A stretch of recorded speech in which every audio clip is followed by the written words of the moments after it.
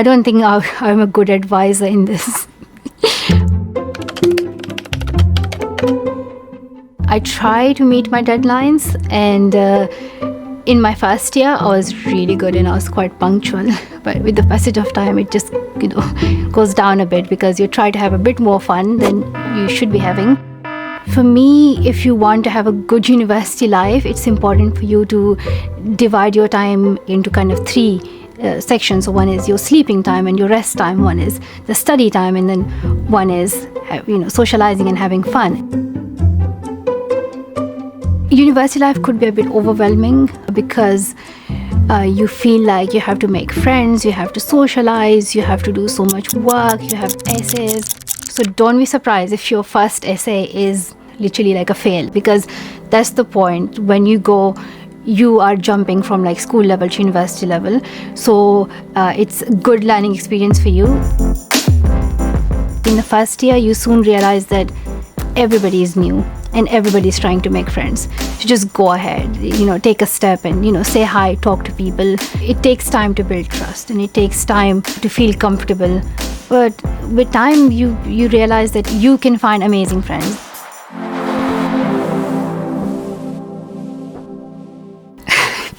Okay, I don't want to sound mean, but I'm like completely okay on my own. I do miss like my mom's rice and chicken curry or lamb curry. When you like have university food for so long, you just eat whatever is there at house. For me, one of the best things in university was becoming more confident and finding friends and actually finding myself. I thought that I had lost myself a bit. When I went to university, I found amazing friends who just made me feel like I can actually express myself and I can actually be myself. I started feeling that, yes, I can connect to kind of the old Malala, which I was, like being funny, just doing, weird stuff, or like just saying whatever came to my mouth. Before I used to hesitate, but now I'm just so comfortable. Whoever is applying to university right now, I would say ask for help. Always do not hesitate to do that. Don't worry too much about whether you would get accepted or not, because you have tried your best. You have sent your application then. If you get in, if you don't get in, it wouldn't matter as much, because whichever university you go to, you will have fun and you will enjoy it. Thank you so much for watching. Please subscribe to our channel, share and comment here. Where?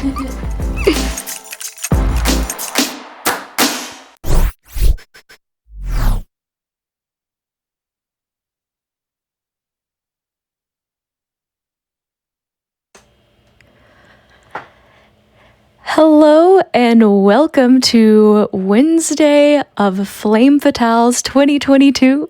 I am HeldenSoubrette and I will be your host for these first few runs of the marathon. We are supporting Malala Fund with this event. And I am just so stoked to be here. I want to tell you, you've just seen a video about Malala Fund, but Malala Fund is working for a world where every girl can learn and lead. With more than 130 million girls out of school today, Malala Fund partners with education advocates and activists who are breaking down barriers that hold girls back. The exciting part of this job's I get to read some of your wonderful donations, so I am going to go ahead and start with that. First off, we have $25 from Skiles with no comment, but thank you very much for that donation. We have $200 from Anonymous. Again, thank you very much for starting off the day strong. I'm very excited about these midweek runs. We're going to have a great time today. Ailis is getting set up for her run of Immortals Fenyx Rising right now. It's going to be a good time, y'all. We are going to have some fun. All right, and back on our donations, we have a $25 from Anonymous. Again, no comment, but thank you very much for your generosity. And we do have another official sponsor of this event, which is the Yeti. I know y'all are fans of the Yeti. I am actually wearing a Yeti shirt right now. A Flame Fatales shirt, of course. Gotta support my girl Faith today. But as you probably know, the Yeti is one of our sponsors for Flame Fatales 2022. They create amazing merch, apparel, and vinyl for video games and pop culture. And from this event, $5 from every shirt and $4 from every pin and sticker will be donated directly to Malala Fund. And you can always find out more at www.theyeti.com.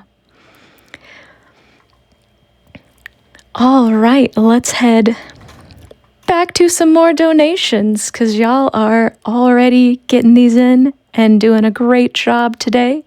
So we have $100 from Windslash, no comment, but again, thank you for that generous donation. Let's see, we also have $25 from Skiles. Oh, I did read that one already. Oops. All right, let's see. We have some love coming in for our runner. We've got $10 from Happy Bear that says, Ailis is the literal coolest. Game knows game. I agree, Happy Bear. All right, and we've got $15 from Anonymous. Again, no comment, but we love these donations. And with that, I believe we might actually be ready for this run. So without further ado, we've got Ailis running Immortals Fenyx Rising any percent. Take it away.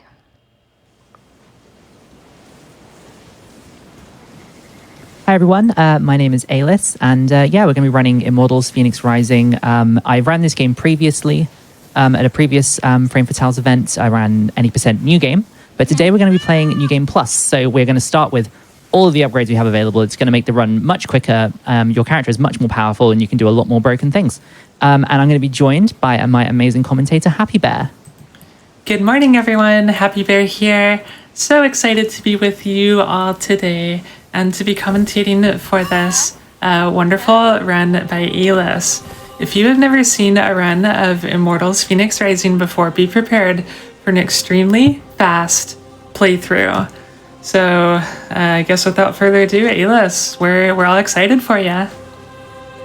Cool. So we are going to start time on first input. So I'll give a little countdown for that in a second. And also there are a few donation incentives for this run. They're all to do with character customization, and in New Game Plus, those have to wait until we are at the Hall of the Gods, which is a few minutes into the run. So if you want to get any last minute donations in, now would be the time. But we'll get started with the run now anyway. So I'm going to start in 3, 2, 1, go.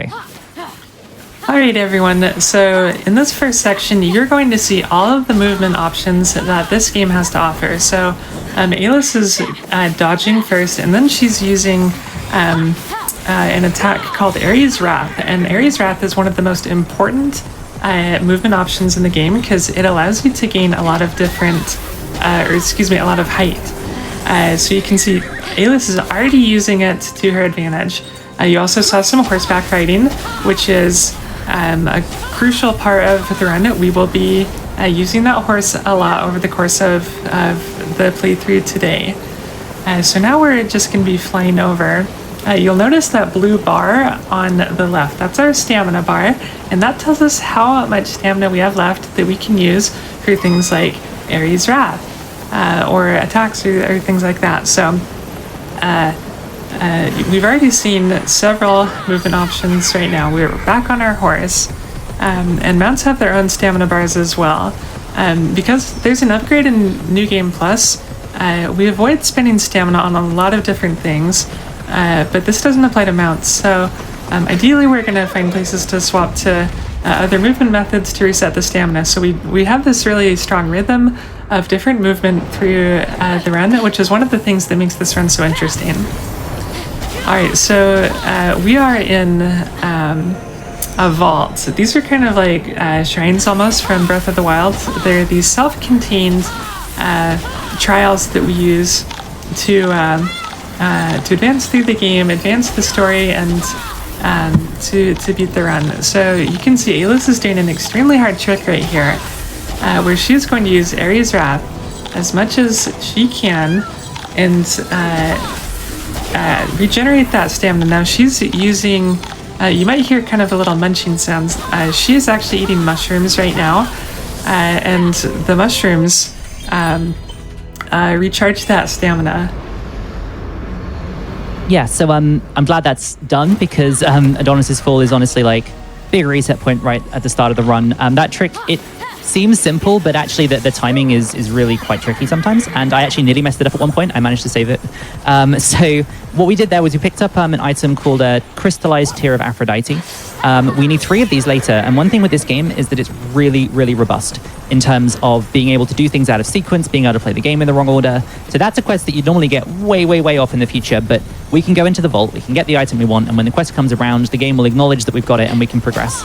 So we're going to do that with actually all of the items for that quest. We're going to pick them all up like out of sequence, which the game supports us to do.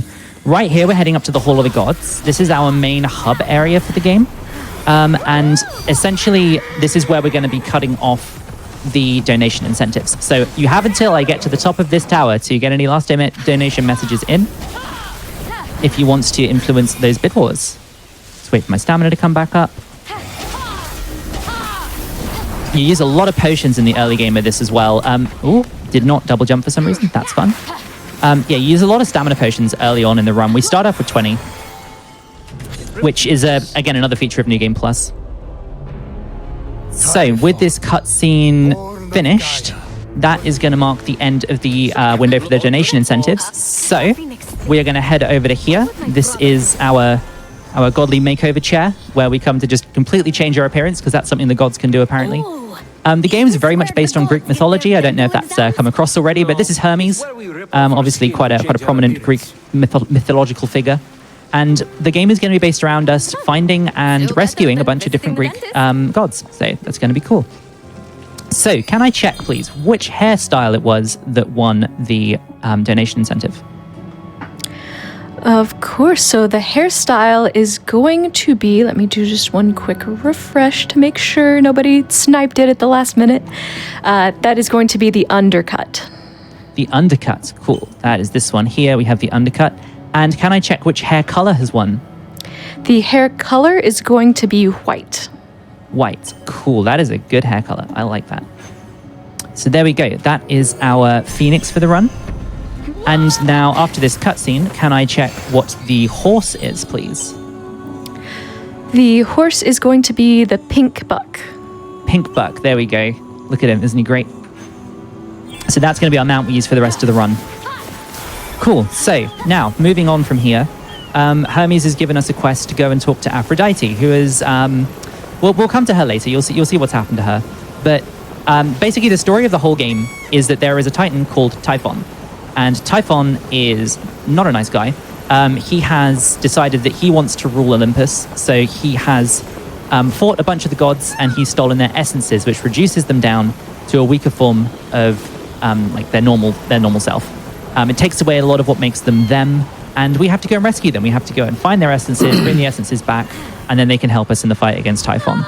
However, we're going to do kind of a lot of like prep for this rather than rushing straight to the quest objectives. So we already picked up one Crystallized Tear of Aphrodite, but we're going to be picking up another one right away. This is like a little overworld puzzle that we're doing at the moment. So this is, let's just make sure I don't get stuck. This is like one of the only places in the run that you can actually just die. It's very hard to die in New Game Plus, but it's a bottomless pit back there. So we will just wait for our stamina here. Very, very tricky section.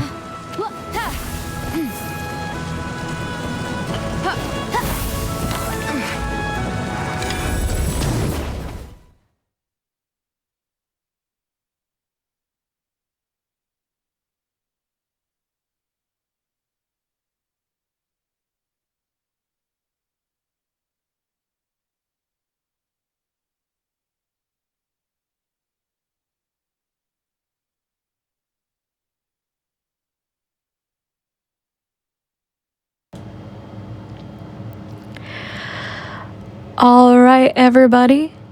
I believe we are having a couple of tech things going on. Thank you for your patience while our wonderful tech crew is working on this. I do want to let you all know that we do have some more incentives opening up, including an incentive for ALF. There is an ALF book percent incentive that would be on after the any percent run on the schedule. So a little bit about that is that any percent is basically just going through the game as fast as possible. We love going fast here, Flame Fatales.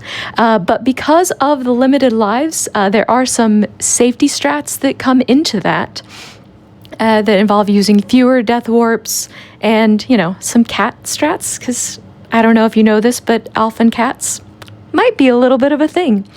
But book percent is completely safe, TM, and just gets the Alf Book Troll item that is going to be set to $5,000, but you know what? We've got some time today to beat that.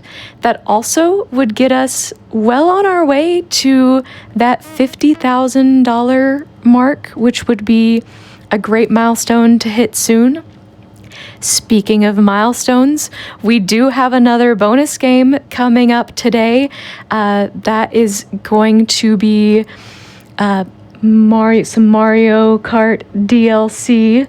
And I believe that incentive is set to $60,000 total. Again, any incentives that you donate to throughout the entire day of this marathon are going to go toward that total. That is a cumulative total, so you can get double incentives.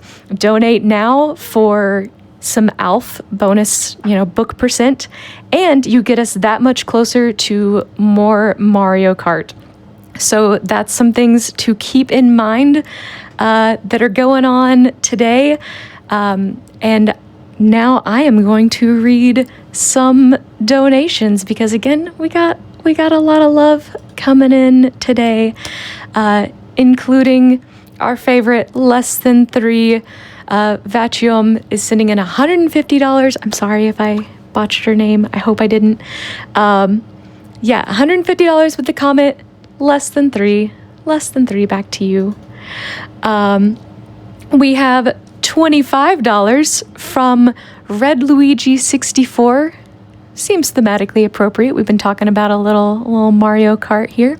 And that's for $25. Thank you for that donation. We have $25 from Knox, no comment, but thank you for that donation.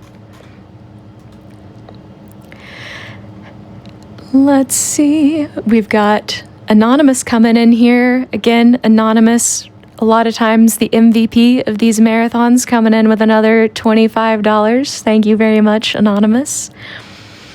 We have $15 from Nebenji. Again, thank you for that. Let's see, I am just real excited to be here today, y'all. It's a good time. I hope you're having a good Wednesday. Hope this is starting you off on a nice spot, or if you're, wherever you are, happy time zone. Time is a weird soup, y'all. Let's see. We have got $25 from Eliachir. Thank you very much for that donation. And again, all of this money is going toward supporting the work of Malala Fund.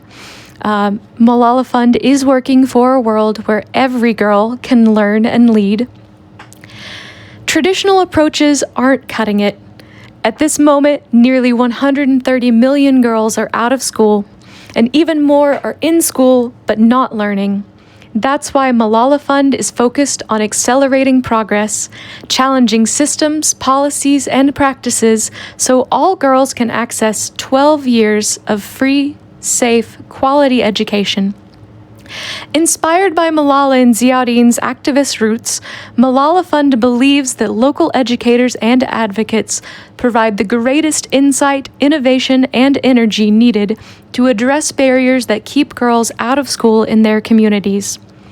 Through the Education Champion Network, Malala Fund invests in their work so they can scale their efforts and leverage their collective power to create broader change to make it easier for all girls to learn.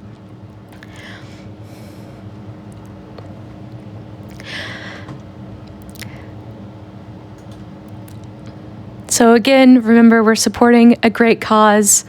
We've definitely got some more donations coming in. We've got some love for Ailis from Jess, who gives $50 and says, "Happy birthday, Ailis. A princess deserves a pink mount." So, maybe if you want to send to Ailis some birthday love, which I seem to remember being a bit of a meme, but, maybe it's actually Ailis's birthday today. Who knows? It's a mystery.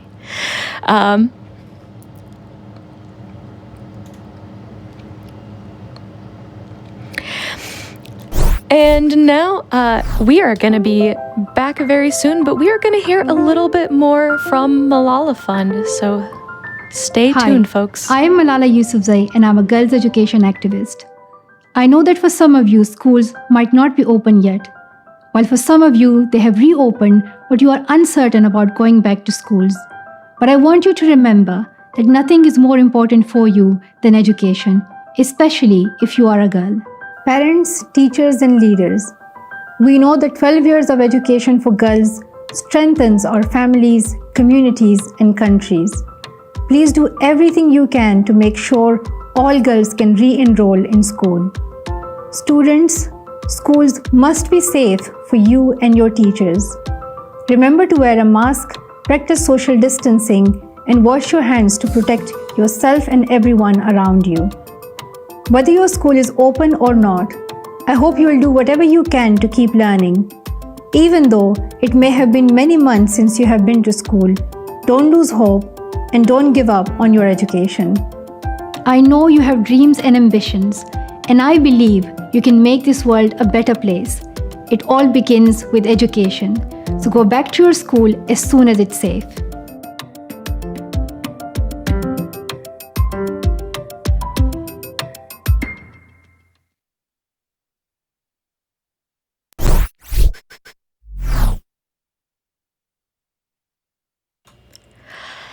And welcome back, everybody. I think we are just about sorted.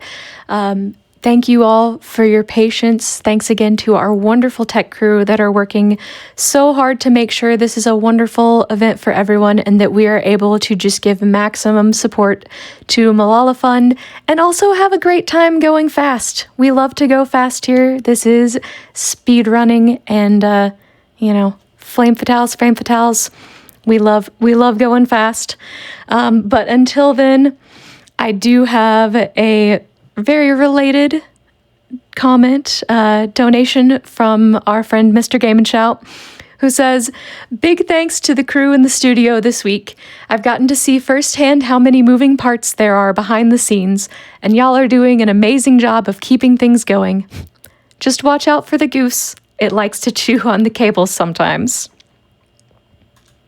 We will keep our eyes peeled, Mr. Game and Shout. Thank you for that donation. All right, let's keep it going. We've got $25 from Pete with no comment, but again, thank you for that wonderful donation. We have $20 from Hyper159. We love our donors. We've got so many wonderful things coming up for the rest of today and the rest of the marathon, y'all. It's going to be a great time. We've got a racing block tonight with some Mario Kart, some Hello Kitty. We've got some silly times with our friend Alf. Again, we do have that open incentive for book percent. So if you want to see a little extra silliness going on today, which, who doesn't love more silliness? I love silliness. Then go ahead and make sure that you are donating toward that incentive. Again, any donations toward individual incentives always get us further toward those milestone incentives, like our bonus game later today. Again, bonus Mario Kart. We love to see it, y'all. We do have, again, also, we're getting closer to that 50K. Would love to see us hit 50K real soon. Also, you know what I haven't talked about yet, y'all? I haven't talked about prizes. And I don't know about you, but I love prizes. Do you love prizes? We love prizes here, right? So, and I've been talking about Mario a lot. We have a lot of Mario themed prizes. Again, if you go, you can go to the website and check these out. But there's some very adorable amigurumi of Toad and Toadette that are grand. A blue shell painting. Again, this might be the only time that we want to see a blue shell, but it's a pretty cute blue shell, y'all. There are also donations that you make during the week. We do have our grand prize of that Nintendo Switch and PS5, which is a $150 cumulative donation. So if you donate some money now, you can get entered to win current prizes. If you've donated money before or you donate money in the next few days, if all of that adds up to $150 total over the week of the event, then you are entered in to win those grand prizes with nothing else that you have to do. So keep all of this in mind as we are continuing this marathon.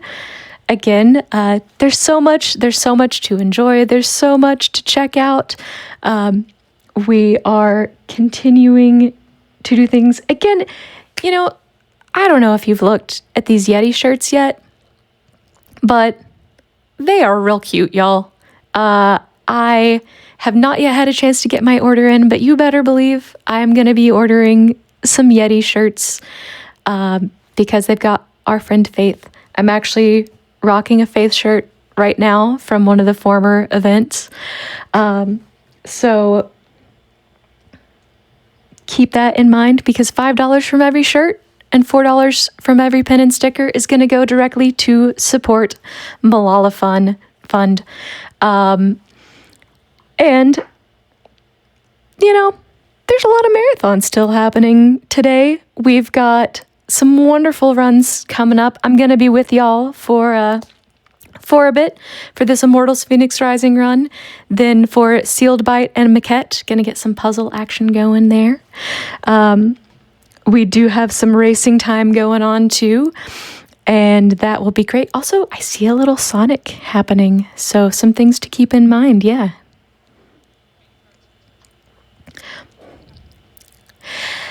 And we are going to go for a quick break, but we will be back shortly just after that.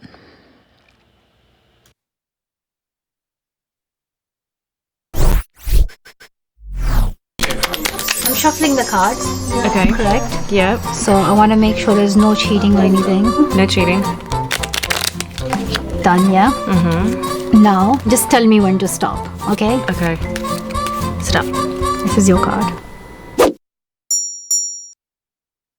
Okay? Okay. Remember this? You can shuffle them as well. Make sure no cheating, nothing. It's all about pure magic, nothing else. Here you go. Okay. Now, not this one. Okay, could be this one. Highly likely. Or maybe it is this one. Now, you have to hit the cards, and the last card remaining in my hand will be your card. Hit the cards. You can hit the cards. That's the card. It's magic. That was amazing. Were you impressed? I was impressed. Now you have to hit the cards. You hit all of them. One card was supposed to be in my hand. It's okay, we can start again. Thank you so much for watching. Please subscribe to our channel, share, and comment. Here, where?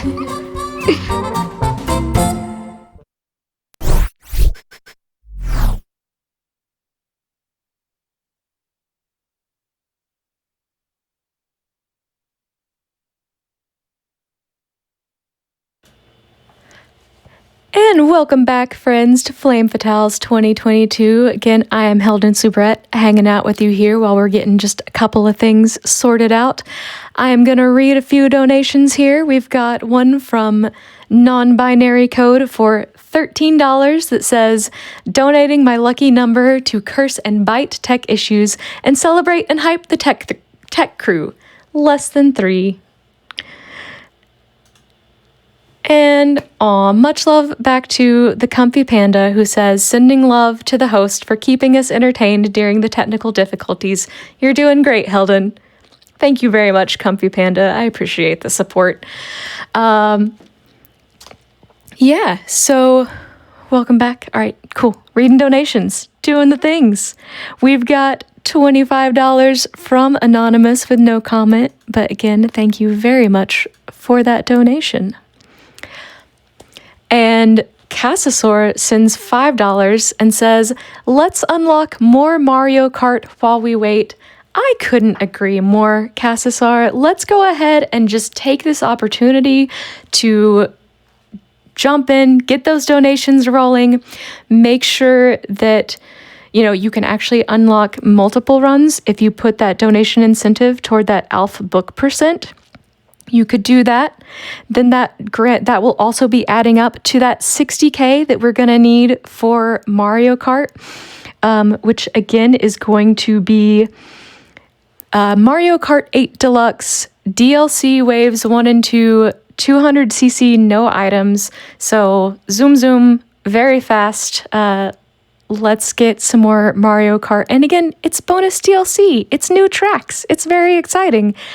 And you can put, that donation toward other open incentives that are happening, and that will still add up to that 60K that we're going to need to unlock those bonus Mario Kart 8 tracks. So also, I know I've been talking about Mario Kart a lot because that is our bonus game, and we're going to have an actual run of just Mario Kart 8 Deluxe as well. But we actually have an entire racing block tonight, in case you weren't sure. We've got Mickey Speedway USA. We've got Hello Kitty and Sanrio Friends Racing. And we've got Mario Kart with that potential of getting some of that bonus DLC going. So lots of racing times going on. There's also a lot happening later on in the week and in the marathon. If you weren't aware, we go through Saturday. So lots of fun things to check out for sure. But for now, let's head back to Donation Land and read a few more. So we've got a whole lot of $25 donations, and I should let you all know that if you make a $25 donation, that will get you entered in to be eligible for any of the prizes that are available today. So 25, kind of that magic number for us. But we have $25 from Luarian with no comment, but again, appreciate those donations. We also have 2 $25 anonymous donations, which again, we very much appreciated. And hey, those anonymous people, they might win some prizes. That could be very exciting. We have $25 from KRL with no comment, but again, thank you for that donation. All right, we have $250 from Anonymous. They might have added an extra decimal, but maybe 10 times the prize fund, right? Thank you very much, Anonymous. We have $100 from Reverend Gumby with no comment. Again, we appreciate these donations. And all of these, again, are going to Malala Fund, which is our wonderful charity for this event. And we love them so much. So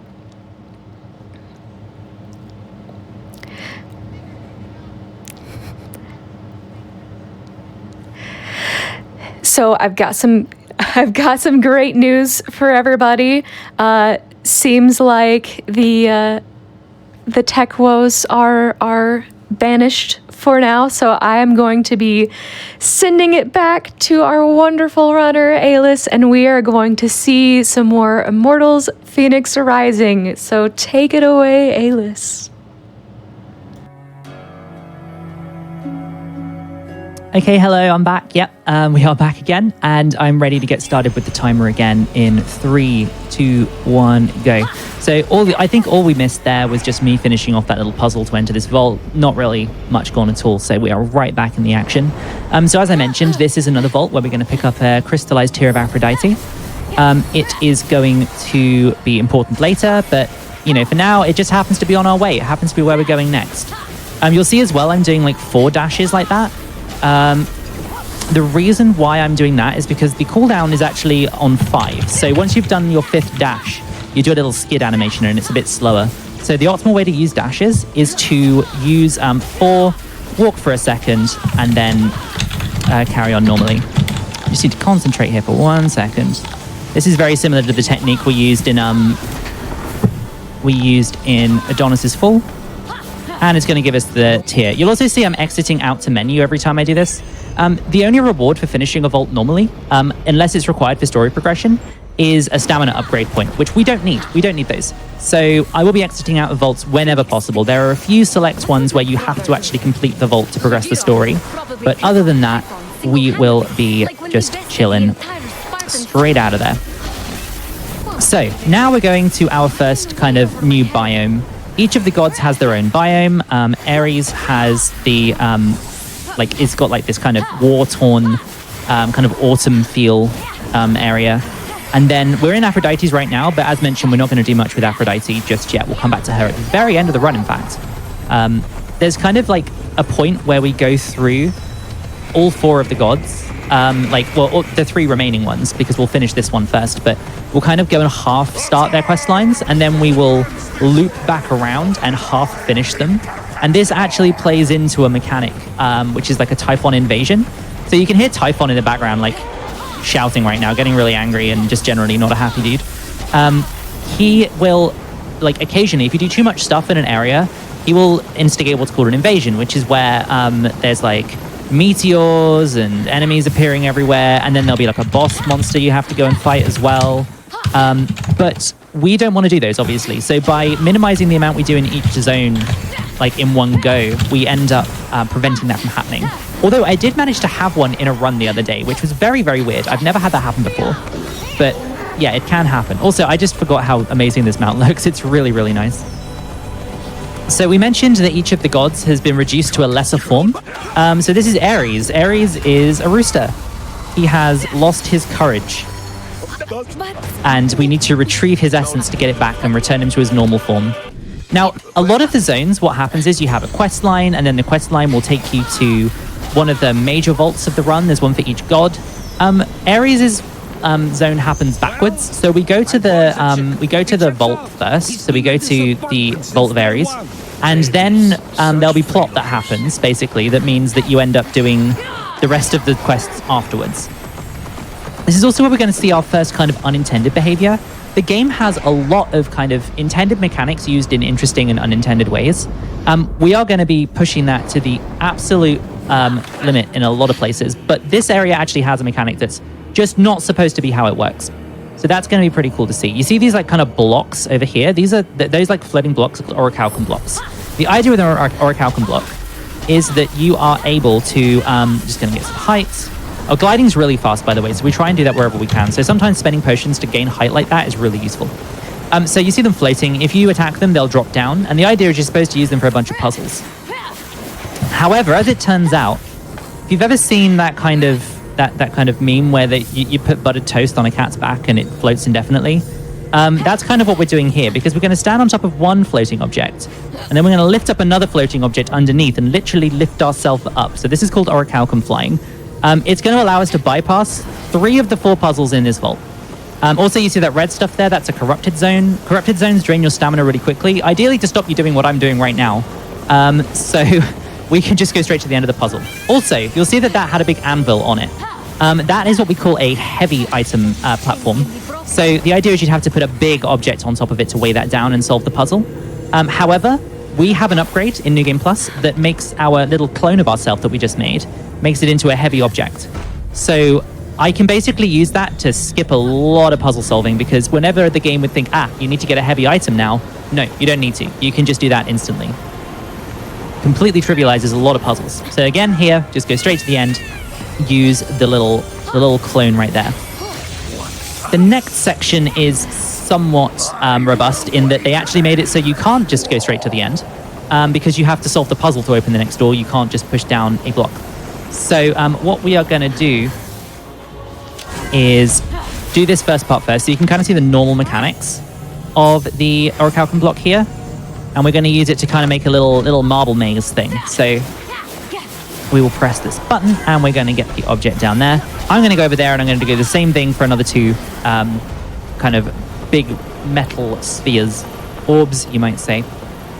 Anyway, how are we all doing? I hope we're all having a good time. Yeah, Ailis, I am just... I'm blown away at how beautiful this game is. That's kind of what I've been meditating on for the past few minutes. It's just, wow, so much color, so much beauty. This game really is a feast for the eyes in a way that a lot of games are not. So I'm really enjoying that. I'm also enjoying the absolutely wild skips that you're doing right now. Just so impressive to see all of this. This seems like a very broken game. So it's interesting you say that, because there are some definite ways that you can really push the game's limits. But the biggest comparison everyone makes in this game, right, is to Breath of the Wild. Because, it's one of those games that kind of took the same system and used it in a different way. You got the stamina, climb everywhere, freedom of movement kind of thing going on, right? Breath of the Wild, it quite famously can be finished by going straight to the end. The game allows you to do that. However, we've worked out that in this game, the spawn area, you can go straight to where you're supposed to go at the end of the game, but the spawn area doesn't actually exist yet. So weirdly enough, in that one way, it's robust enough to make you play the majority of the game. So if there was a skip that allowed us to do that, we could skip everything. But currently, the spawn zone doesn't exist at all, so we have to actually go through and make it spawn by completing the rest of the game. So is there Also, a possibility... you're right. Oh, I'm sorry, let's go ahead. I was going to say, you're right, the game is gorgeous. These are only medium settings. I play this to make it look nice while still having a relatively high frame rate. But yeah, the game is really, really pretty even on medium. Also, boss. He's actually survived. I forgot to use a damage potion. Whoops. Okay, I'll kill him like that. So, New Game Plus, bosses are somewhat trivial. We have a very broken build, which we'll talk about later. But yeah, what were you going to say, Happy Beth? I was just going to ask, do you think that there is the possibility of finding that at some point? What would it take to be able to find that sort of Breath of the Wild style ending skip? So it would require a way to spawn in that area early, which would probably mean it would require a way to spawn in a certain boss fight that we'll see later early. I'm not entirely sure how you go about that. I think by the time you get to that level of skip, you'd probably be looking at kind of an arbitrary code execution situation, right, where you'd be able to spawn in things, but then you just spawn in the end boss fight or the credits or whatever. So I feel like that the level of skip that would be required, from what people have tested so far anyway, the level of skip that would be required would also enable far more broken things than just accessing the final vault.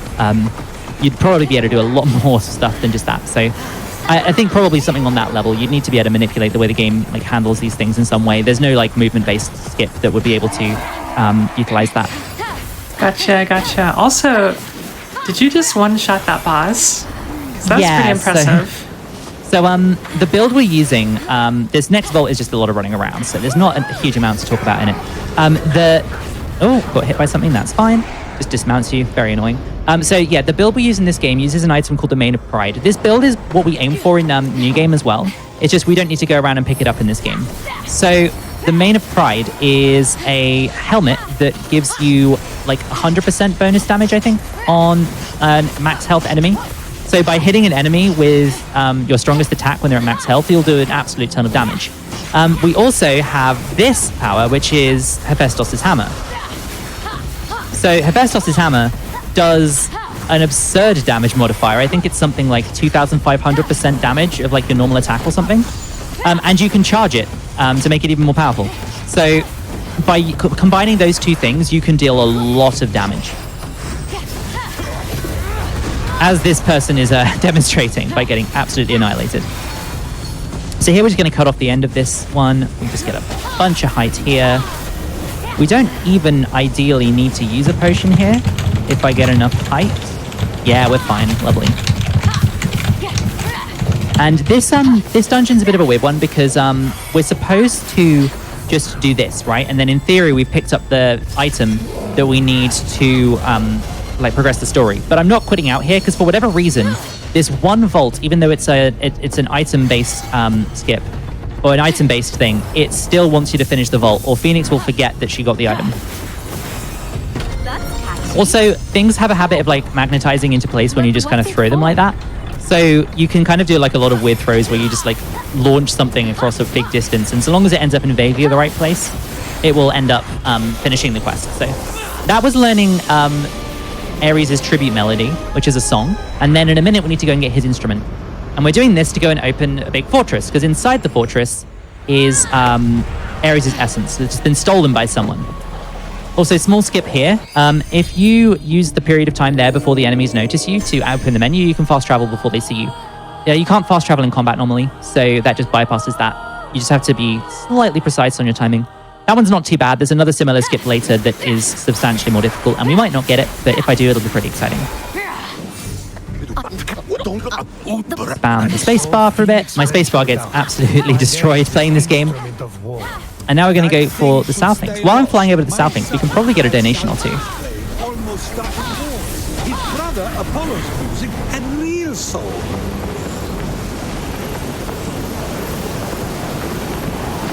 Oh, also, I'm I should here. probably mention... Oh, no, sorry. You go carry ahead, on. Ailis. Sorry, I was filling time. Well, we do have some love coming in for you, Ailis. We have $10 from Ace Bats that says, "Can't wait to see some quick Immortals and/or some new tech. Happy birthday, Ailis." Thank you, Ace Bats. It is not my birthday. This is a running gag at this point. Everyone will say it's my birthday, but it is not.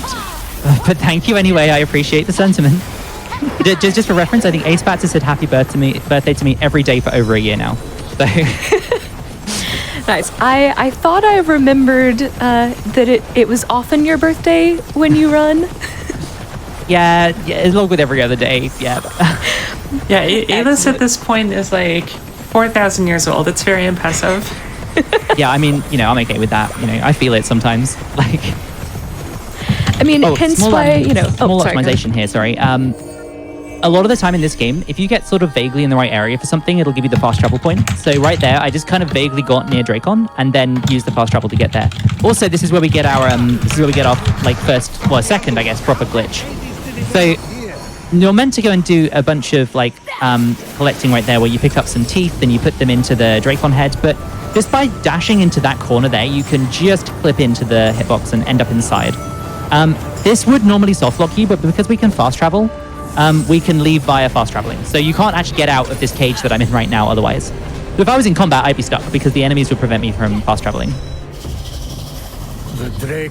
I just want to say this precision arrow movement is one of my favorite parts of the run. It is so exciting to see Ailis just maneuvering that arrow through all these tiny little spaces. That's very impressive. Yeah, when we get to the Vault of Athena, we'll see the main skip involving those, and it's one of my favorites. It looks really cool when it goes well.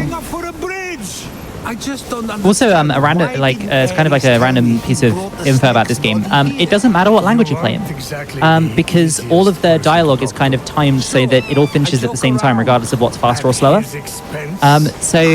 Like there's a really long like discussion here where Prometheus and Zeus are talking, and it won't progress the story until they're done catching up with the dialogue we've kind of skimmed over the whole way through so far. That won't be any faster in any other language. It ends up being exactly the same speed because the game will kind of hang on and delay, and everything will finish at the same time. So yeah, language choice is completely free in this game. You can play whatever language you want. Always the last place you look, isn't it?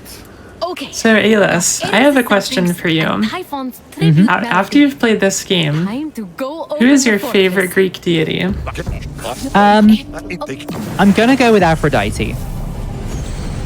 But it's close between her and Athena in terms of the lore of this game. if we're talking about actual Greek mythology, that's a much deeper question. Maybe I misjudged. Yeah, I'm here for both. I also would say Aphrodite, probably both in this game and in real life too. Aphrodite is the goddess of love, and I am all about those good love vibes. So I'll say Aphrodite for both. I think real life I'd go with Athena just because I like the story of her birth. I think it's quite kind of a cool one. So yeah, I'm going to go for actual Greek mythology. I'm going to go Athena, I think. But in this game, Aphrodite is just so sassy, and I love it. So going to do a bit of movement here. Now we're in the fortress. It's got 2 different puzzle sections. I'm going to use a potion here. Why not? I'm going to treat myself to a little potion. So there's 2 different puzzle sections, both of which are very, very trivialized by the fact that you are in New Game Plus. When you're in a vault, they kind of disable the climb anywhere kind of wall climbing mechanics. So you have to vaguely work within the framework of the dungeon. Whereas when you're out in the open world, it's fair game. You can do anything. So we're just kind of going to ignore the puzzle in here. So what it wants you to do is press these buttons in order, and the lasers tell you the order. And there's a little puzzle off to the right, and the idea is that you're supposed to go and solve that puzzle because there's lasers up there on top of that platform. But as it turns out, in New Game Plus, our health is so high that we can just kind of tank the hit. So in New Game, that would have killed me outright. 100% I'd be dead. But in New Game Plus, I can survive it because I have max health, which is really, really nice. It's a really nice quick puzzle there. Also, I have to be careful whenever I mash this cutscene because I have a habit of walking off the side, which is really slow. Okay, we're fine. Oh, have there been any more donations, by the way?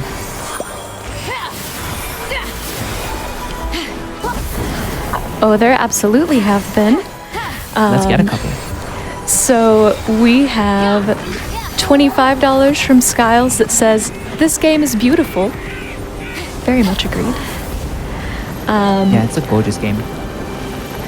We have MJ Hay, who says, "Hey Ailis, good luck on your run. It's a great day to be a nooner," and sends $5. Why is Nooner a thing? Thank you. Hey, MJ, hey. I appreciate it. Oh, I want to get this guy. There we go. Ailis, if you didn't want people to call themselves Nooners, then your official Twitch name should not be Ailis Noon. Okay, yep. It was my own fault. You're right. Did that push it? Oh, it did. Cool, right. So that's the first puzzle there. And then this one, you're supposed to do this whole puzzle to drag this box all the way around this.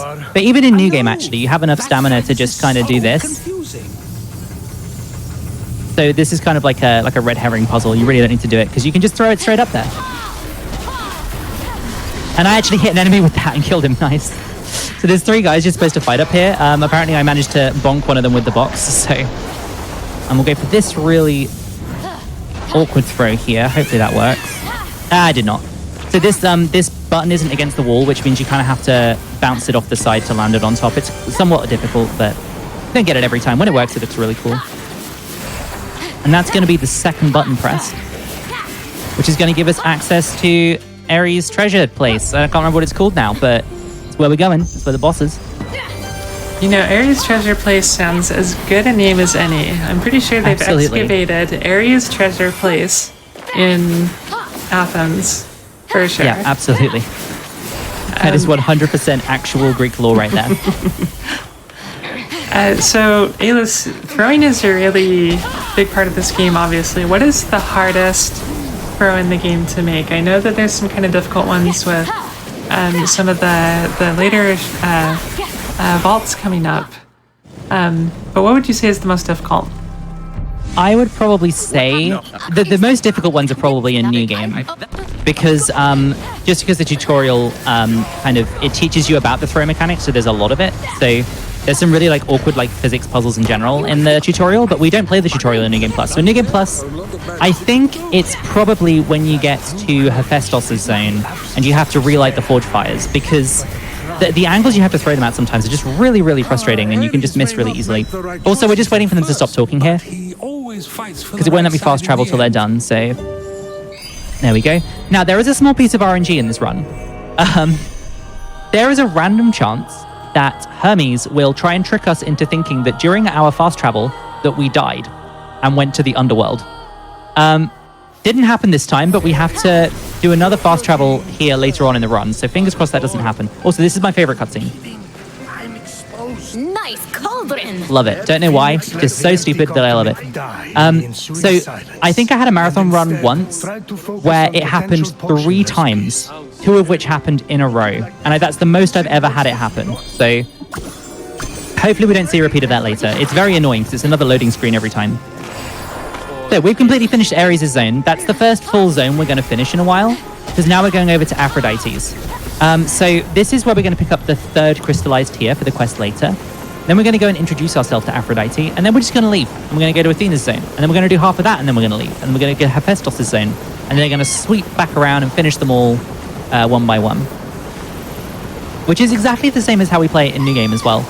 Especially now with the New Game route with the horse meta that's kind of odd and not sure how I feel about it, but it is a thing, so something to consider. But yeah, the game, the 2 routes now play like somewhat similarly, but you can do a lot more broken stuff in New Game Plus. So now we need to get cabbages for some reason. There is a lore reason why, like a mythological purpose for these cabbages, but I can't remember it. We just need to get 3 of them down here. They're meant to be difficult to find, but there's just a small section with 6 up there, and we only need 3, so it's super easy. All I can And then think we're gonna... Oh, go ahead. Sorry, no, you carry on, you carry on. You know, I was just gonna say, all I can think of right now is if anyone has ever seen Avatar: The Last Airbender, is Cabbage Man just being like, "My cabbages, no!" Yes. We're not his friend. He would not be very impressed with this run, but I'm not sorry. I can see that. But yeah, this is just another vault where we completely destroy the puzzle with our movement options. It wants us to spawn boxes and to stand on them and to pull them around these fireballs without them getting destroyed. But in reality, we are just going to use Ares' Wrath to go all the way up. We don't even need to push down this pressure plate, because with enough stamina, we can go like this. This might be one of the most broken speedrunning mechanics I have seen in a long time. Yeah, and it's intentional as well. And actually, just grab this quickly. The developers kind of recognized the potential for the movement in this game because there was a DLC that was brought out. Like the first DLC was A New God, and it's essentially like a big collection of vaults that we were just in.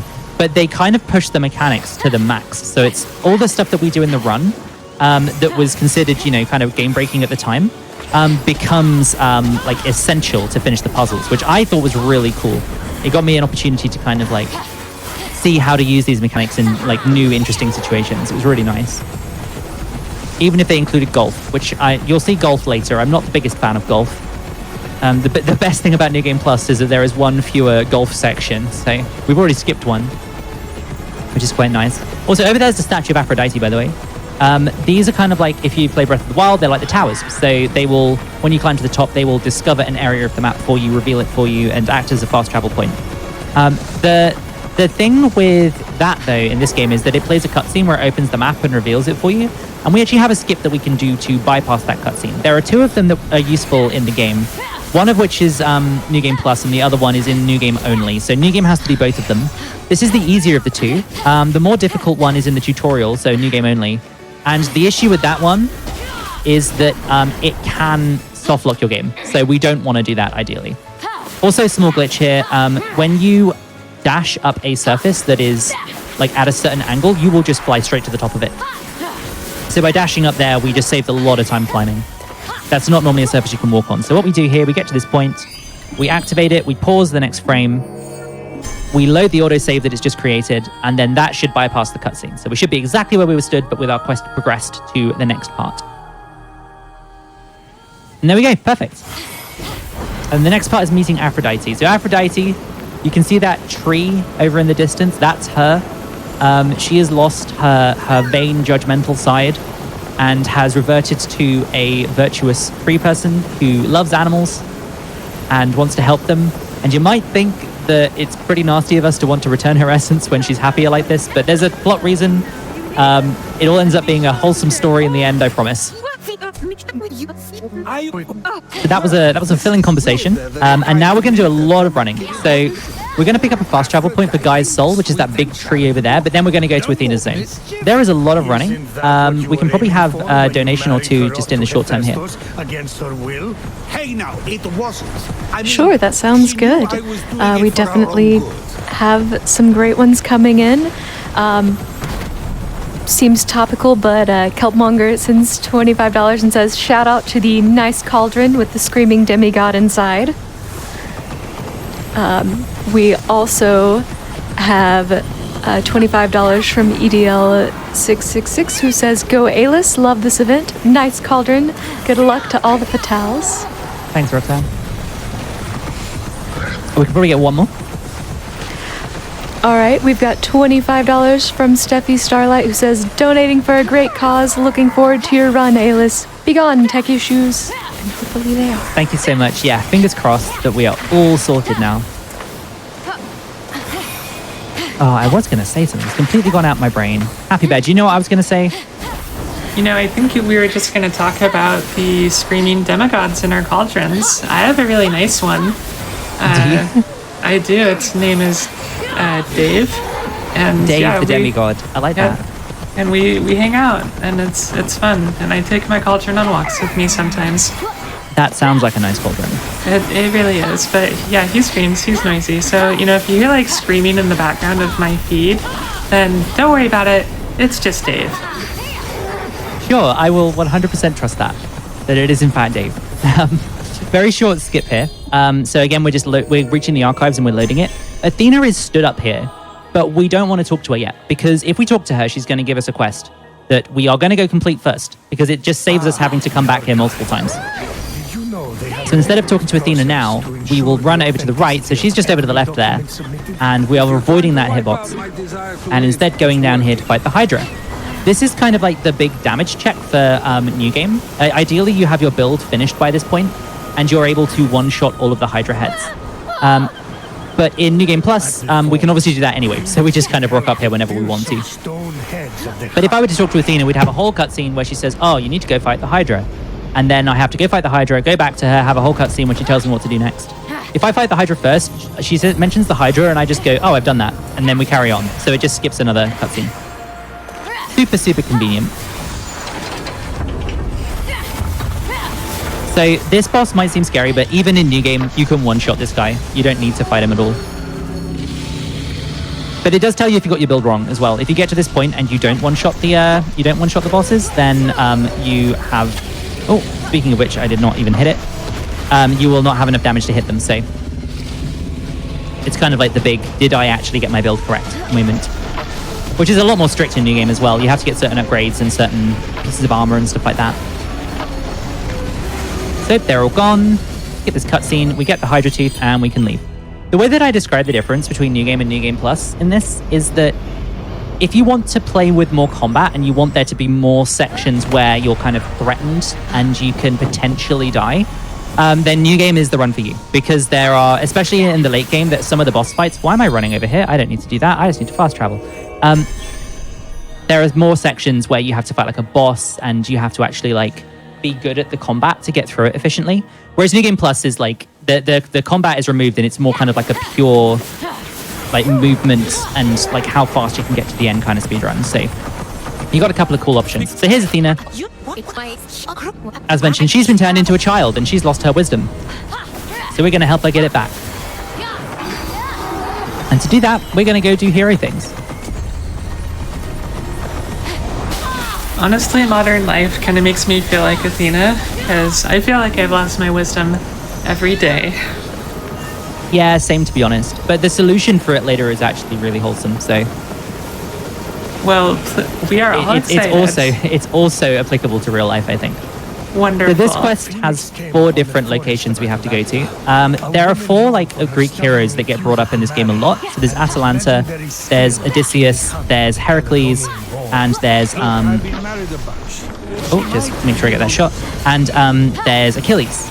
So what what Athena wants us to do is go around and work out like how they were heroes and to learn from them so that we can be her chosen champion to fight against Typhon.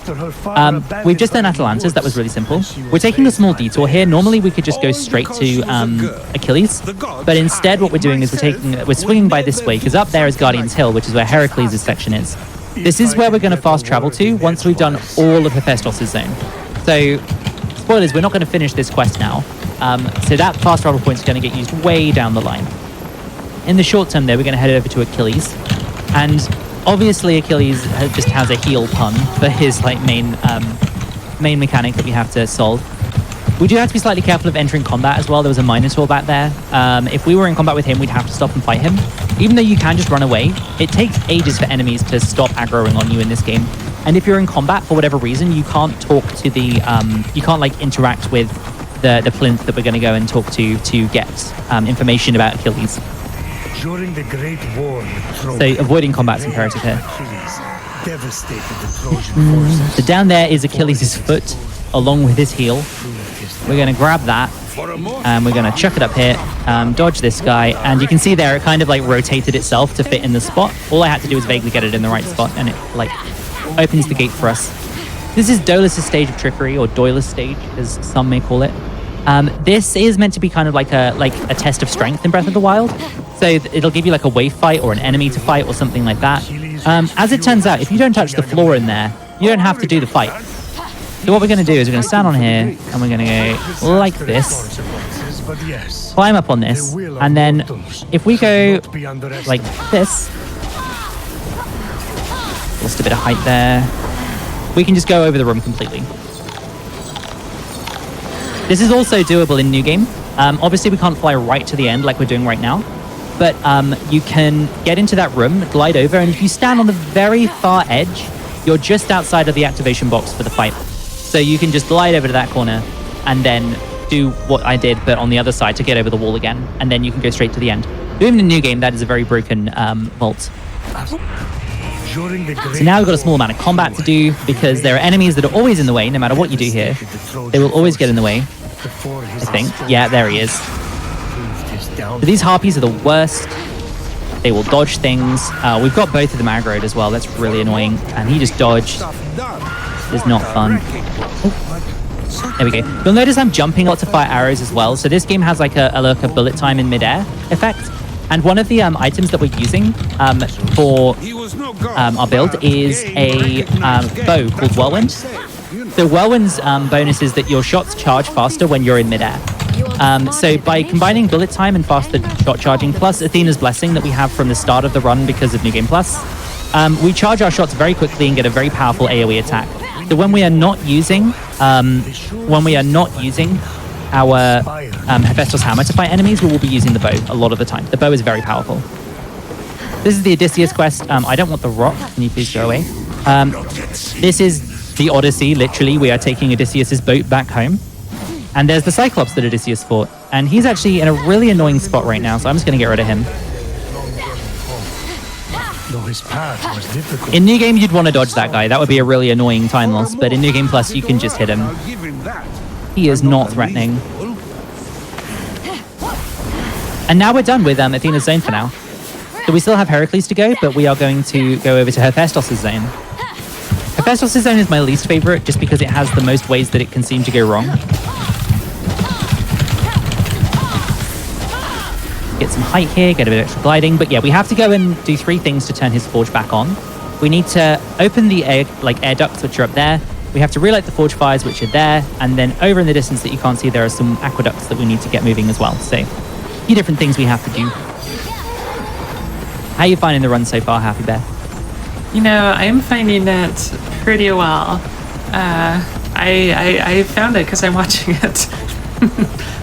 Yeah, you know, it's well, actually, if you want to know what I'm really thinking about right now, I'm wondering how we can genetically engineer a bioluminescent deer so that I can ride a bioluminescent purple deer.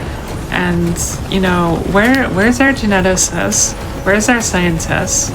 I'm issuing a challenge to chat right now.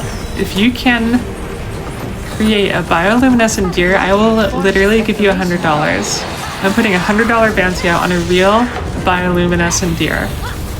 I guess That is a lot. that's what I'm thinking about this round right now. I think this should be a scientific priority. I'm in agreement here. So this is the most annoying part of this section. You've got these automatons, and they can do an attack where they shoot you. Oh, did he move the box? He moved the box. I'm just going to have to get rid of this guy. He's in the worst spot. So we need the box to go here, and we need this guy to stop shooting me, and RNG is just annihilating me right now. Just get rid of you two. I don't want to deal with this. You're not dead? Come on, dude. There we go. Right. That makes this a lot simpler. So you have to push down both of those platforms. I need stamina as well. That whole section did not go according to plan, but it's fine. We got through. Not the worst place to lose time. Upcoming though, this section, you can lose a lot of time in here. So this is relighting the forge fires. You have to throw some ignited coal into the furnaces. Also, just consuming some mushrooms to get some more height here. But yeah, you have to throw ignited coal into the furnaces. If you miss, then you are surrounded by enemies, and they will disrupt you at every given opportunity. So you really want to try and avoid that if you can. Boom, for him. Now, Ailis, I'm liking that we haven't seen this so far, but as I understand it, if you stay in one place for too long, in one zone for too long, then you actually start getting chased by some pretty powerful enemies. Is that correct? I'm remembering that it happened in this section, actually. Yeah, so if you do too much quote-unquote stuff in a zone, you'll get an invasion. And I got one in my run the other week, and it was very, very annoying. So hopefully we don't see one of them. Normally it's routed so that you don't do enough in one zone, but apparently the game just decided that I was going to have to fight one. They're not like the worst thing in the world of the speedrun, but it is very annoying, especially if the like wraith of the hero finds you, because they had like a big boss fight and they're generally quite annoying to deal with. Also, let's go for a cool trick shot here. I've got the fire, that's cool. Can I land on the deer? No, the deer decided to disappear off that way. Sometimes you can do that fast enough so that the mount is still underneath you and you land straight back on it after firing the arrow. It looks really cool. So this guy has already... Oh, it begins. There we go. Get in there, please. Okay, it worked. Cool. But that's what can happen. Enemies can get in the way. They can hit you. They can slow you down. It's very annoying. Oh, this guy's going for it right now, as you can see. Also, I'm going to throw this up at this guy and hopefully get him out of the way. There we go. And this should be the last one. And there we go. Cool. Yeah, we got it. So that is the forge fires done. Now we're going to go to the aqueducts. I should mention as well, Happy Bear touched on this a bit earlier, but when you've fully upgraded your normal skills in this game, you have what's called the mastery system, which is basically a way to progress your character in New Game Plus past the base level upgrades. You need a mastery level of 60 in stamina for this run, because as you can see, I'm not draining stamina when I glide, when I sprint, when I climb, or when I fly. None of these actions cost me stamina. You still need stamina to initiate them in the first place, but it won't drain once you're doing them.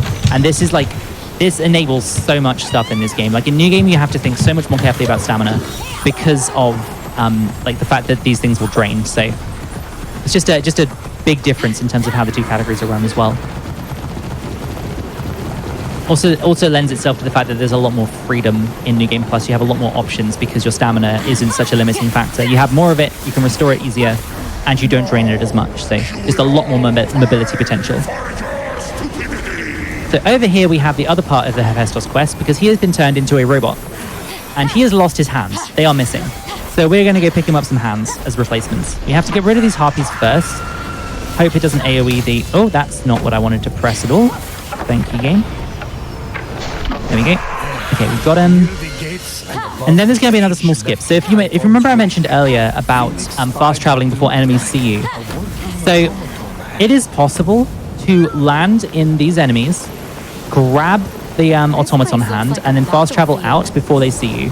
They're looking to be in a good spot right now, so let's hope that I can do this. I might have got that. No! Oh, that was like a frame out. It's these two guys usually that are the problem.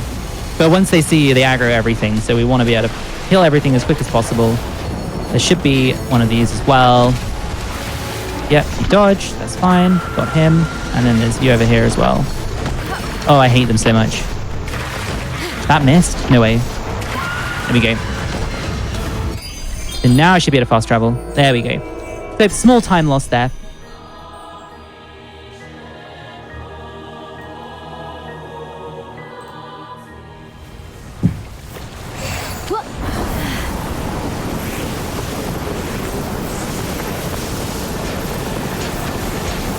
Cool. So now what we want to do is move on to the aqueducts. So aqueducts are basically, there's corruption on them.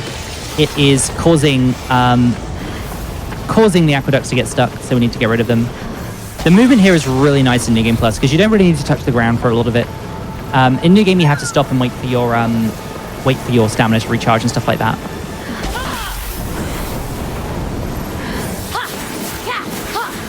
There's one more over here. There are some enemies over here, so we have to make sure we don't fly too high because they'll see us. But then we'll be ready for the final part of the Hephaestus questline before the vault. Also, I use a stamina potion there. Stamina potions are they're ideal places to use them, but you also kind of want to make sure you have some... Oh, this is bad.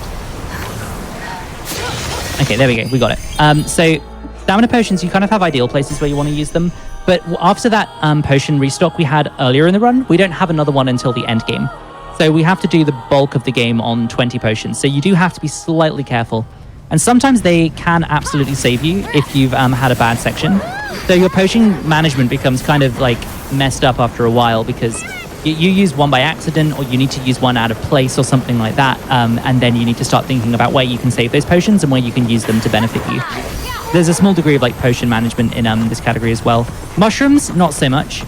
Mushrooms are very important for later, but we start with like loads because we can start with maximum if you want to in New Game Plus. So here is Hephaestus. We've given him his hands. We told him the forge is ready. So now he's going to meet us there. There's going to be a couple more like little fetch quest things to do, and then we'll be going into the major vault. If we've got a couple of the donations, now would be a good time to pick a couple. Great. Well, I do want to point out that we did just hit $45,000 raised for Malala Fund, so let's go chat, let's go everybody. We're doing great. Well on our way to get some more of these milestones going. I'd love to see 50K happen very soon, and then that'll get us well on our way to that 60K for that bonus game tonight. Speaking of things, if you want to add some incentives to that bonus game, we do have $25 from Holly, who says, remember Alf? He's back in book percent form. Let's get that incentive. And that is mentioning our book percent incentive for Alf, which has raised over $400 at this point. We do need 5,000 to hit that, so I would love to see us make some good progress on this during this run. I'm just going to add my voice to that as well. Alf, so I am commentating for that one as well. Alf is the wildest 6 minutes of speedrunning that you have ever seen in your life, and it actually has had a pretty robust world record chase. Definitely, it is absolutely worth it to get that game on the schedule. Sounds very intriguing. Do we have time for more, or? Yeah, I'm just going to fight a boss fight here, but it's not an important boss at all, so we can get another one. Sweet. Well, we have $25 from Tobone that says, let's go! Let's go. Of course. Let's go. That is the theme of today's runs. Let's go. I want to hear that in chat. I want to see the biggest let's goes that you've ever had in your entire life. I second this. So we've got the forge going, and now the forge fires with it. Hephaestus wants us to take his hammer and fire it up in the fires. There are like 2 different things in this game referred to as the hammer of Hephaestus, and there's like 3 different things referred to as the forge of Hephaestus. I'm not sure like how that decision was made, but yeah, there are at least 3 different entities that are classed as the forge of Hephaestus. So it's very important apparently that there needs to be 3 of them. Got to fight these enemies now. Try and get as many with an AoE as we can. Oh, I got all of them. Nice. That was a very nice fight.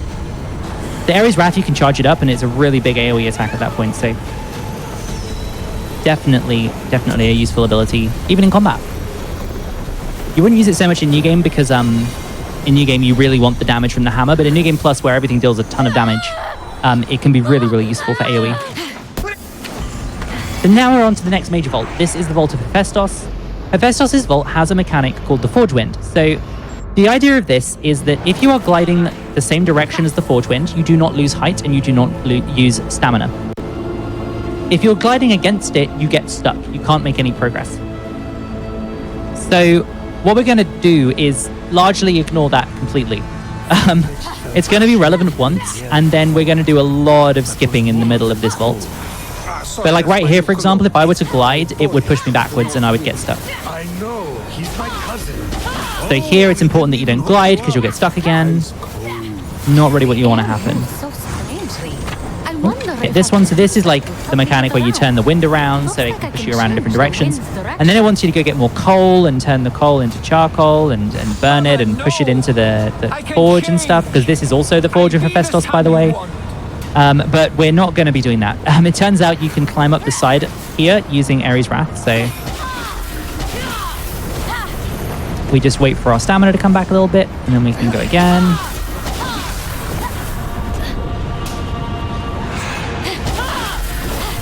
Taking this very safe because I've had some slip-ups here recently, and I would like to get through this smoothly, so. And now we're in here, and the game's like, aha, so you were supposed to activate this updraft for your gliding so that you can solve the puzzle in here, and you didn't do that, and we don't really care because we can use our same movement mechanics to kind of bypass the intended like gliding mechanics and instead just make our way up with Ares Wrath again. Very useful ability. We are on a timer, but the timer gives... Can you please press the button, Fenyx? Thank you. The timer gives us a lot of leeway that I'm hoping that we still have now that I've spent ages trying to press that button. But I'm sure it will be fine. And there's the last one up there. I need to wait for a little bit more stamina. And we should be good to go. There we go. Easy peasy. So yeah, that skips everything in Hephaestus' vault.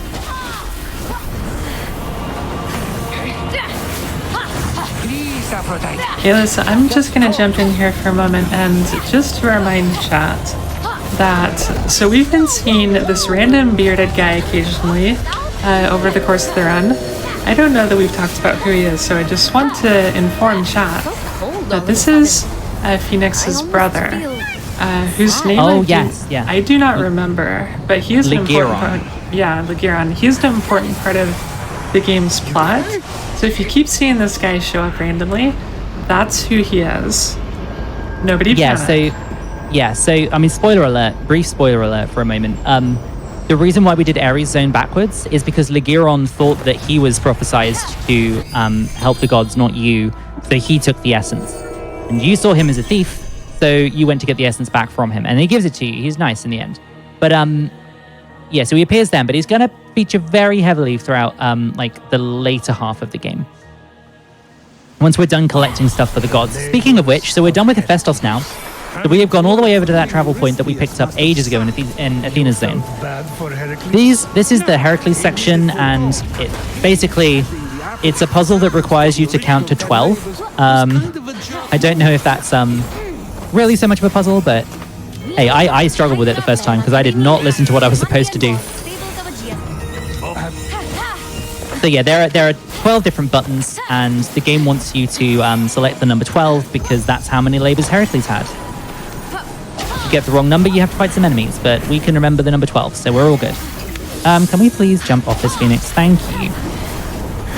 Now we're going into the Hound of Hades vault. This is another kind of test of strength one.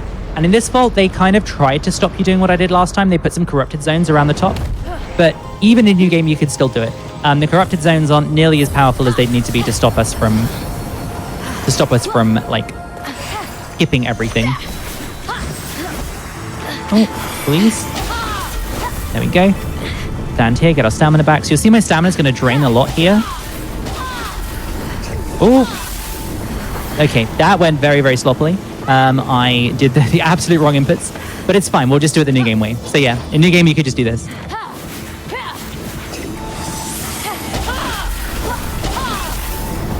Wait for our stamina to come back.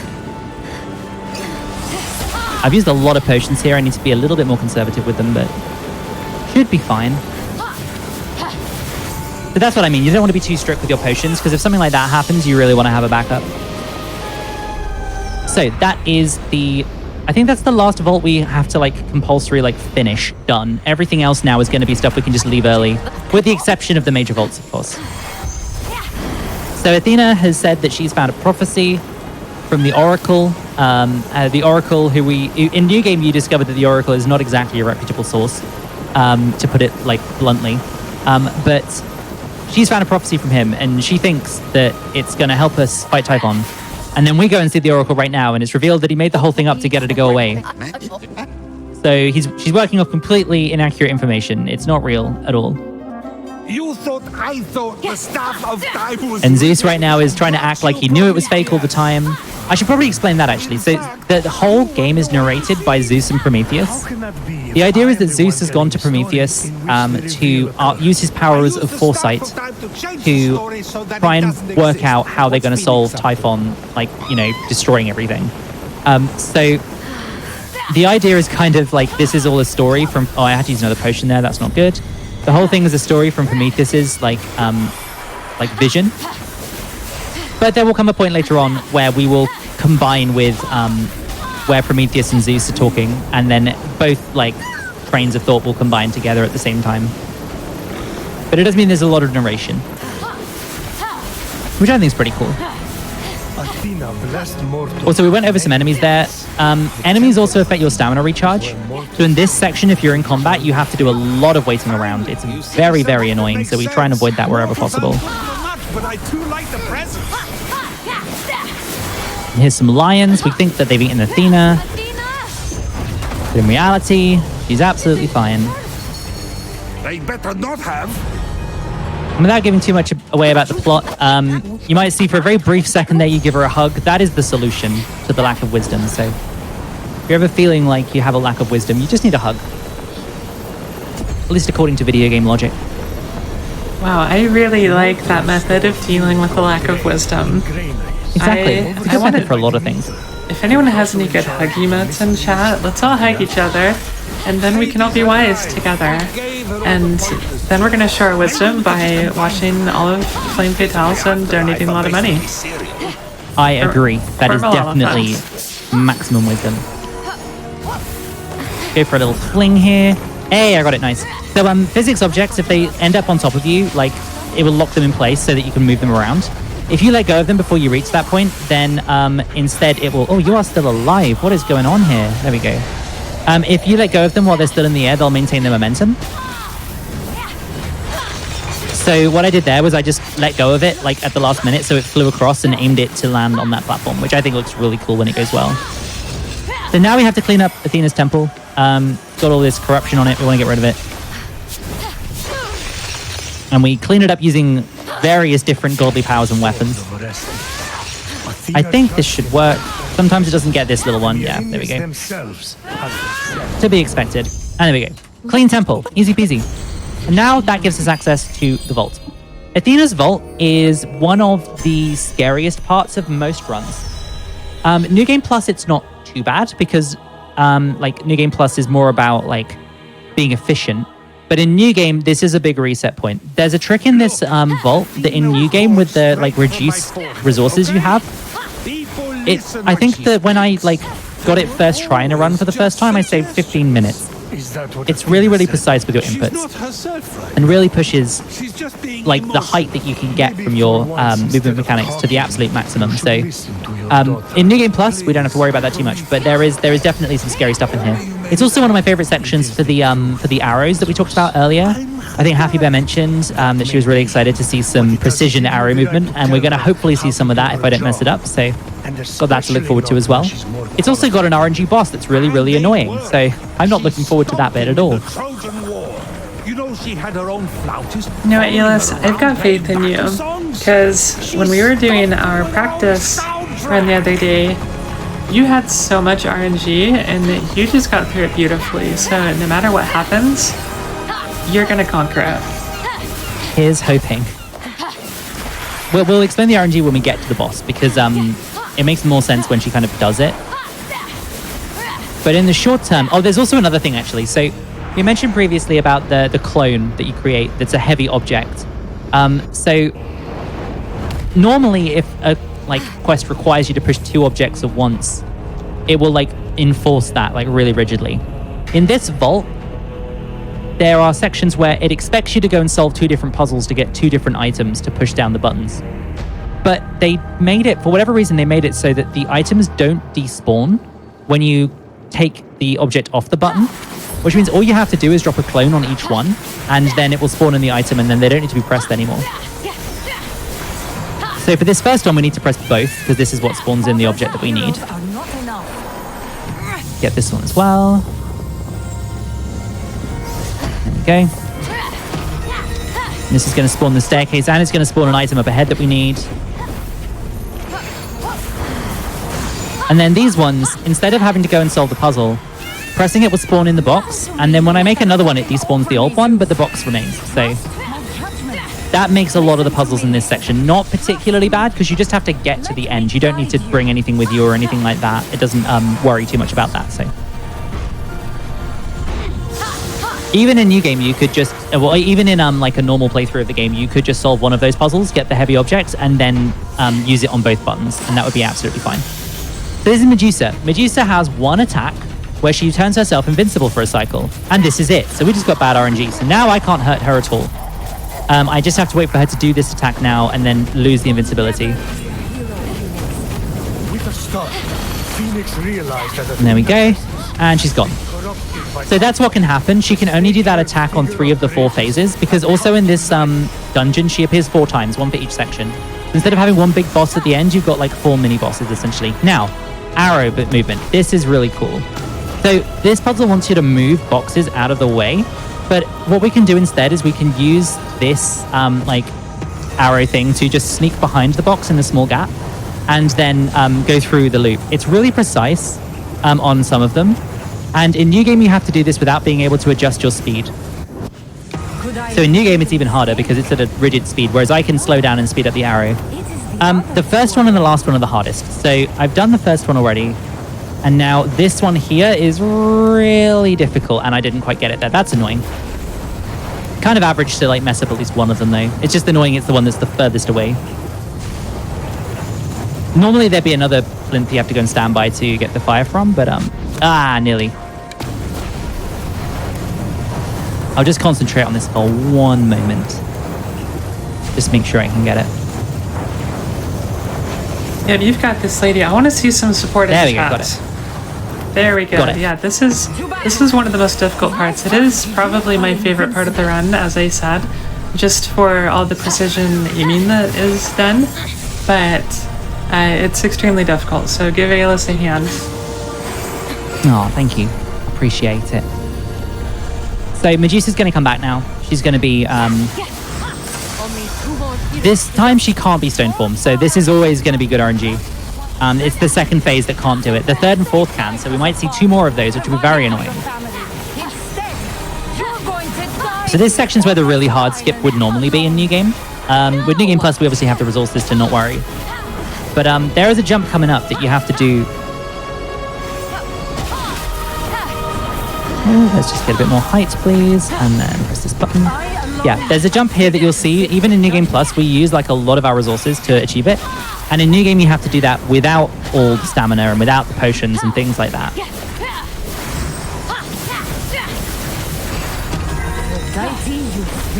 Stand on here. We're going to jump up like this.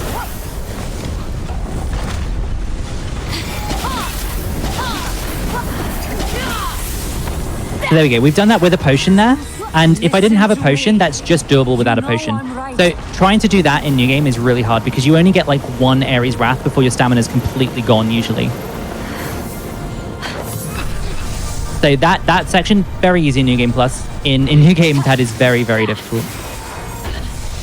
If you mess it up as well, you fall and it takes ages to respawn, and it's just very frustrating trick. So now we're going to fight Medusa again. Oh no, she did the invincibility again. Fun times. Bad RNG. Also here, I'm not dodging on purpose because if I dodge, then I will get the bullet time effect. So if you dodge something at the last minute, you get the slow-mo, like you do in a lot of games these days. You don't want slow-mo because that then slows down the boss and makes it like take longer for her to recover and lose the invincibility. So whereas I would normally dodge in a scenario like that, in this scenario, I prefer to just run around and try and skip. Also, I'm going to take some damage here because why not? I've got a lot of health. I can take it. And then we'll wait for this. And up we go. So this is another section where we can just press the buttons. We don't need to solve the puzzle. Pressing the button once is enough. We don't even need to keep it pressed down. So it's a shame. The whole like puzzle of like Athena's Vault is really cool in my opinion. But yeah, we just don't really engage with it at all. I'm very low down. We're fine. Use a potion.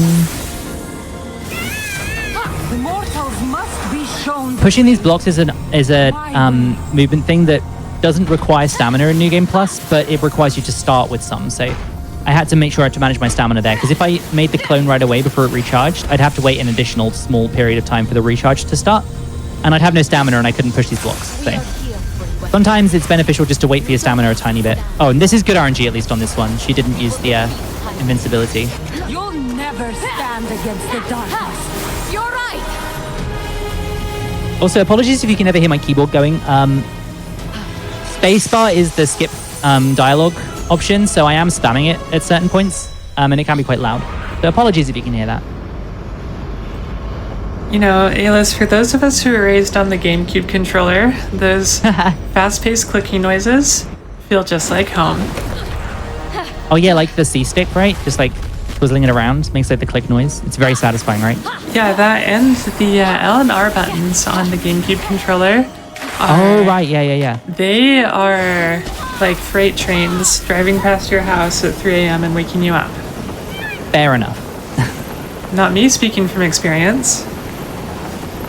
I do have GameCube controllers. I just don't really use them for anything. So I'm now gonna be after this run, like sat there clicking my GameCube controllers to see how loud they are. You will be We finished Athena's Zone, by the way. We've finished Athena's Zone. We're now onto Aphrodite's Zone, which is where the golf begins. In New Game, there are 3 golf sections. We've skipped one in New Game Plus, so there are only 2 now. We need some stamina, please. I think that originally they intended you to like push this pearl down the hill, but as it turns out, Hephaestus' hammer makes a perfect golf club. The regular hit acts as like a drive shot, and then the charge shot acts as like a chip. So if it gets stuck anywhere, you can chip shot it as well, which is really cool. It's amazing how how ideal the mechanics of Hephaestus' hammer are for golf specifically. Very convenient for us. You know, it's interesting. I feel like golf games are having kind of a resurgence right now. You've got this game. Breath of the Wild did have some golf. You just have What the Golf as well, which is a really fun game. And yeah, there's a few other like golf visual novel type games. It's visual novel golf? Excuse me?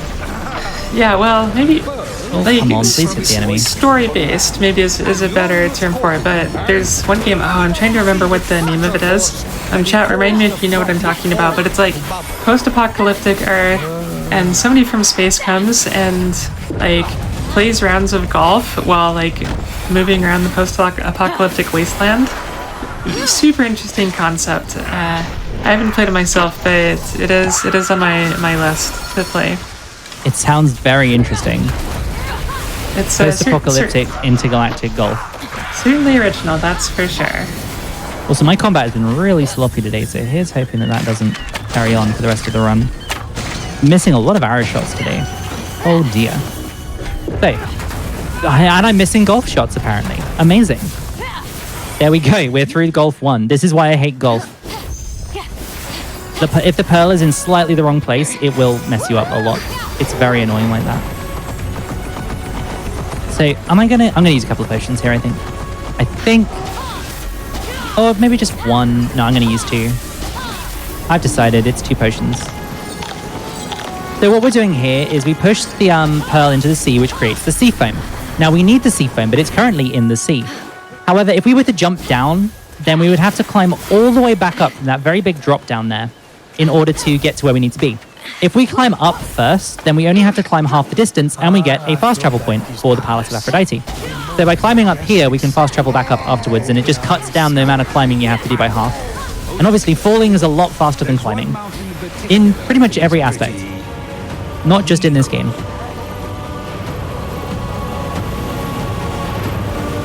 It should just be down here somewhere.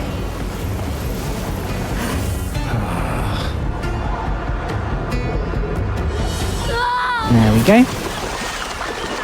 So now we have the sea foam, we can fast travel back up to Palace of Aphrodite. This is also where Zeus finds out that his interpretation of how Aphrodite was born is drastically inaccurate. If anyone knows the actual origin of that story, don't tell anyone. If you want to know it, you need to look it up yourself. Now we're on to the apple section. There are some apples we have to get. I think the whole thing with Aphrodite is we're trying to find ways to tempt her into letting us into the Vault of Aphrodite so that we can get her essence back. Because at the moment, she doesn't really want us to. We're trying to convince her. Which means we're trying to get hold of the Apple of Discord. And the Apple of Discord involves more golf, so... Does this work? Yeah, it does. Cool. Sometimes those apples are really annoying if you don't get the right angle to throw them onto those, but that one went perfect. Grab the other apple. And here's Apple Golf. Golf for the Apple Mac. I mean, the amount of things that you throw or golf in this game, like, the more I watch this game, the more I realize it basically is just a golf simulator. Yeah, it's a golf set simulator. in ancient Greece. Absolutely. So this one is kind of tricky because we're trying to get it past... Oh, it's going to fall straight down. Nice. Okay, then we want to get a good shot for this.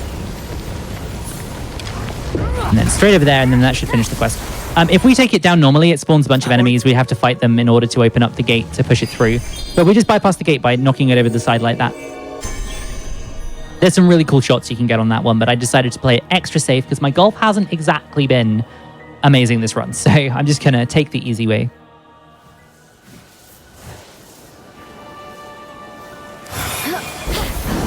So now we're going to go talk to Aphrodite again. We can probably get another donation here because we're just going to talk to Aphrodite for a bit and do a bit of running back and forth. Perfect. I was just going to see.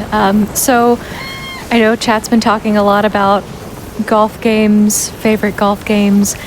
Again, feel free to donate with either your favorite golf game or if you know the name of the golf game that Happy Bear was talking about. I'm definitely curious to know what that is, so feel free to donate either of those things. Or, we are talking about the Greek pantheon, so, favorite Greek deities, feel free. I meant to mention that earlier, but I think that's a great option for just getting some fun donations in to read. Again, all of this is going to support Malala Fund. It's a great cause. I second the Greek deity idea. I think I thought of that earlier and then never said it, so... Yeah, if you've got any favorite Greek gods, feel free to throw them in chat. Or in donation for Malala Fund. Yeah, and we do, not a Greek deity, but deity of the stream right now, we do have a $15 donation from Anonymous that says, Happy Bear had a good wisdom. Absolutely. We can probably get a couple more. I'm just going to go and talk to the Aphrodite and get this cutscene, so... Wonderful. We have $100 from Zando Toaster with no comment. Awesome. But thank you, Zando. Yeah. Appreciate it. Zando is one of the only other runners of the hit PlayStation title, Beast Wars Transformers. Which is a game I have run before on this channel, which is... It's a delight. Game is a loose term, yeah. It's an adventure, really. Absolutely. And we can probably get one more really quickly while I'm entering this vault. Great. Then how about $25 from Level Story? Again, with no comment, but thank you for that donation. Thank you so much. Appreciate it. So this is Aphrodite's vault. This is the second to last major vault. So there is one more major vault to come up, but In this part of the game, this is the 4 main gods that we need to do the major vaults of in order to progress the story. Here's the last one. The whole mechanic here is that there are these like plants with seeds that are causing poison gas, that you have to blow up all the seeds. We have enough health to not care about the gas, but even then, if you don't hit all the seeds, it doesn't spawn the boss. So we have our ways of getting to the end of the vault instead that don't involve doing the intended mechanics, basically. So you can see all that green stuff over there. That's going to damage us over time. You can kind of see the vines and the seeds and stuff. Some of them have got lock symbols on them because they want you to do them sequentially. You'd normally shoot flaming arrows into them in order to make them like burn up and disappear. But as you can see, the damage is not really significant enough to make us particularly threatened. You can also beat this dungeon damageless. I actually routed it for damageless as well. I've still yet to complete a run of that, but I was doing a few attempts a while ago to try and beat this category without taking damage. And there is a completely different route you can take to avoid damage here, which is pretty cool, but also very slow, so we're not going to be doing it right now. Instead, we get right to this platform, and then we just do this. Because up there is Aphrodite's essence.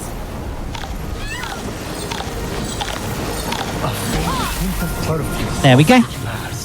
And we are done with the vault. Easy peasy. So another use of potions, mushrooms, and Ares Wrath, just all combined to give us some really game-breaking momentum.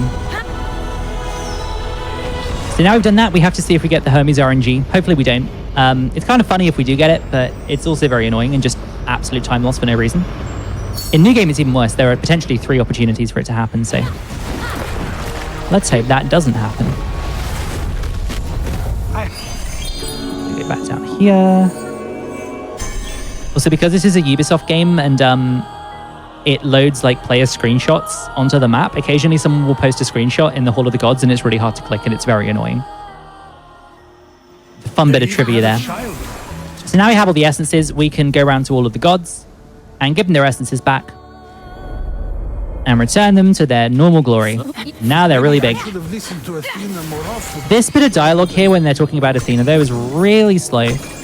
So we can do our potion restock during this. If we then get like a kind of pseudo luck based thing here where the game queues up Aphrodite's cutscene first, we can run all the cutscenes at the same time, which means that Fenyx will be talking to Aphrodite while stirring potions and flying around doing the potion animation. We didn't get it though, that's unfortunate. So it buffered the Aphrodite cutscene after the potions instead of before, but that's fine. That's not a big deal in this category. It's like half a second difference. In New Game, you actually need that to happen in order to activate a glitch, but we don't need it in New Game Plus. The glitch makes you invincible for the next boss fight. But we don't need to be invincible for the next boss fight because we're basically invincible anyway. We are not afraid of bosses, so invincibility is not a useful thing for us.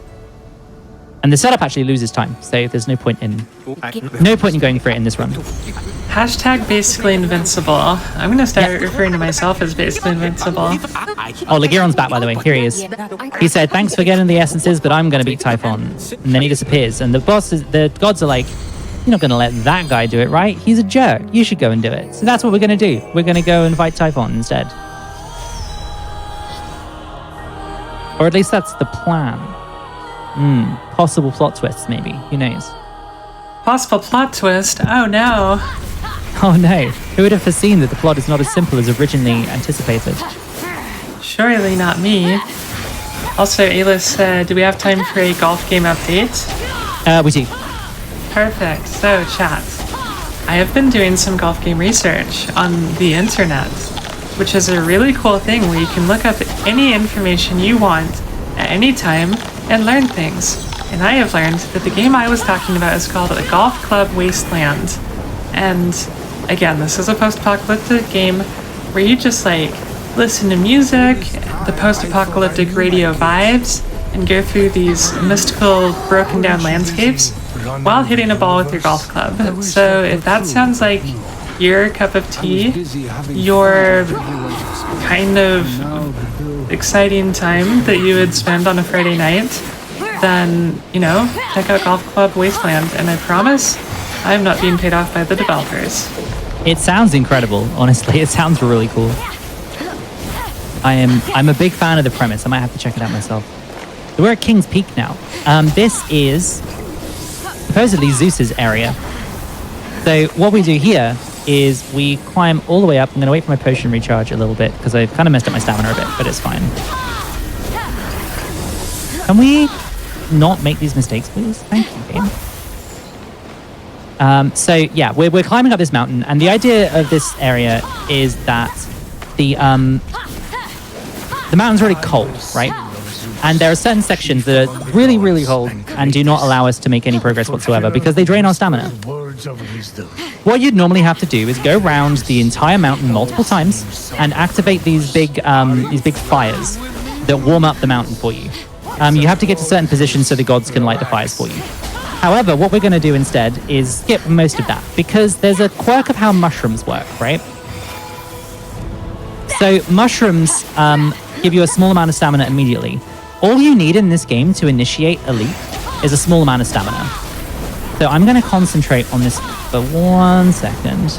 I'm going to eat some mushrooms now. So yeah, all you need is a small amount of stamina to initiate a leap, which means what you can do is essentially glide into the wall, keep consuming mushrooms, because mushrooms will keep giving you a small amount of stamina, which is enough to initiate a leap. And then by the time your stamina is drained from the cold, you can eat another mushroom and then initiate another leap. So even though it's constantly draining your stamina, you always have just enough to be able to leap. And that allows us to skip the majority of the area. So by doing that now, we do not have to go around the mountain at all, really. There's only one puzzle remaining to get rid of the cold.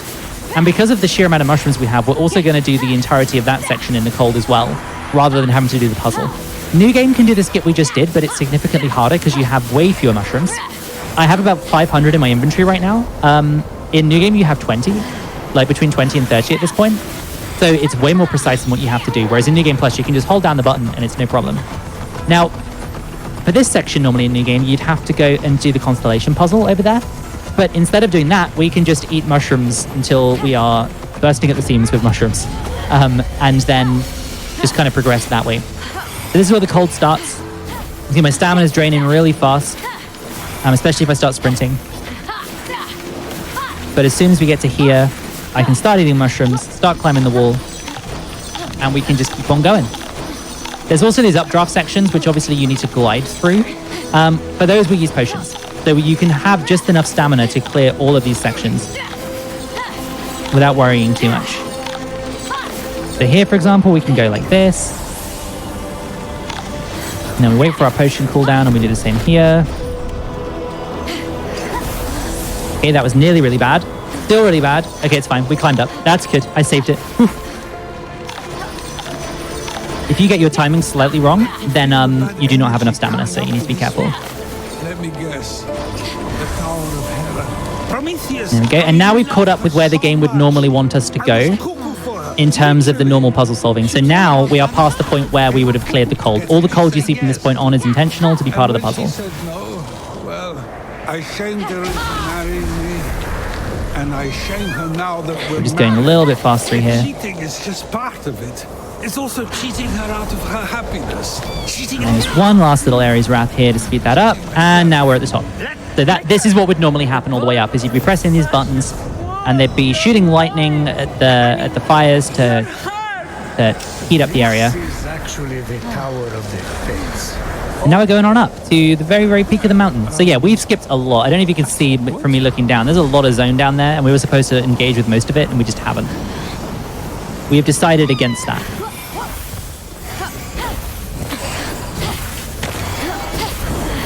So, plot twist as well incoming. The boss that we're going to fight. It's Ligeron. He was a bad guy all along. Who would have predicted such a thing? Not the Kieran. Oh, I know. no. He has decided that Typhon's going to win the fight. And rather than fight against Typhon, he's going to get in Typhon's good books to become a god when all is said and done. He's also New Game Plus, so he's incredibly weak. I did once manage to skip the third phase of Ligeron, and I do not know how I managed it. There was something I did with the damage that made it really, really fast. I think it might be this. No, because it locked his health. I managed to bypass the health lock once. I don't know how I did it. It was probably a cosmic ray. It was just Possibly. one of those 1 in a million things. Definitely. Anyway, he's invincible for this bit. So I need to hide because this shockwave, even though it won't damage me much, it will knock me back and it's very annoying. And there we go. That's the Giron. Fight over. And the Giron says that Typhon has got this nasty poison that is strong enough to poison gods. And he's going to use it to kill the gods once and for all. So now we've been fast traveled to the like corrupted zone in the middle, which is Typhon's home. And we are going to climb up the mountain and get to the Vault of Typhon. It's a Tartarus, that's what it's called. So there's a lot of surfaces here that we can dodge up, like we were doing previously, to get a lot of distance. Can we get off that wall, please? Thank you, Fenyx. Oh, okay. Can we please get off the wall? There we go. Movement here is a bit awkward. But we can make a lot of distance just by doing dodges there instead of climbing. Oh, can we go up there, please? We actually have to fight Typhon twice, by the way. The first Typhon fight might as well not exist. The second one is significantly longer, and it's going to be the only change in build that we have throughout the whole run. Can you get off the wall, please? Fenyx, get off the... What is going on? Fenyx, can you please get off the wall? There we go. Right. Fenyx just wanted to be on the wall. I don't know what was happening there. Also, that little box, that was the game's warning that we are entering the point of no return. If you want to go and do more open world stuff, this is where you turn back. And the game actually saves for you here automatically. You have what's called a Typhon save, which means that if you beat the game and you want to go back and do more stuff, you can just load that save. You'll be stood exactly there. Anyway, sorry, what were you going to ask, Happy Bear? Sorry, I interrupted you. No, you're totally fine, Ailis. You're the star here. I'm just making silly jokes. No, what I was going to say is just, the end of the run is almost kind of a mirror of the beginning, where you really show off all of the different movement stats that speedrunners use for New Game Plus. And I just think that's really cool. We like to call that chiasmus in the literary business. So this game has some chiasmus in it. I like it. And yeah, you're right. The last section of the game is very intense in terms of the stuff you have to do movement-wise. It doesn't look difficult, but you're doing... I'll explain it when we get there, because it makes more sense when you can see it. Also, Prometheus is revealing that this whole thing has been a plot for Prometheus to get Zeus killed, because, again, spoiler alert, isn't Fenyx's father. Fenyx is his daughter. So Zeus is her dad. She is a god. And Prometheus thinks that she will be vengeful when she climbs to the top of the mountain after fighting Typhon, and that she will exact vengeance on Zeus and rescue Prometheus. In reality, she says, well, yeah, you were kind of a jerk, but you're my dad, and we're going to work through this. And then Typhon appears, and now we're in the Vault of Typhon, which is the last major vault of the game. This vault has 4 different sections, one for each of the major vaults we've done so far. So it implements mechanics, like you can see down here. You've got the poisonous seeds going. You've got the forge winds that we're currently sitting in from Hephaestus' vault. And then you've also got the orichalcum blocks over to the left and some others. I can't remember what you got from Athena's. Something, I'm sure. But we're not going to engage with any of that, because as it turns out, if we turn the forge wind around, we can do the thing we've been doing the whole time with Ares Wrath. So 2 Ares Wrath potion, 2 more Ares Wrath, and eat mushrooms. But now we're doing it whilst flying into the wind, which means I also need to be constantly tapping right throughout all of this to fly against the wind and not turn around to the left too much.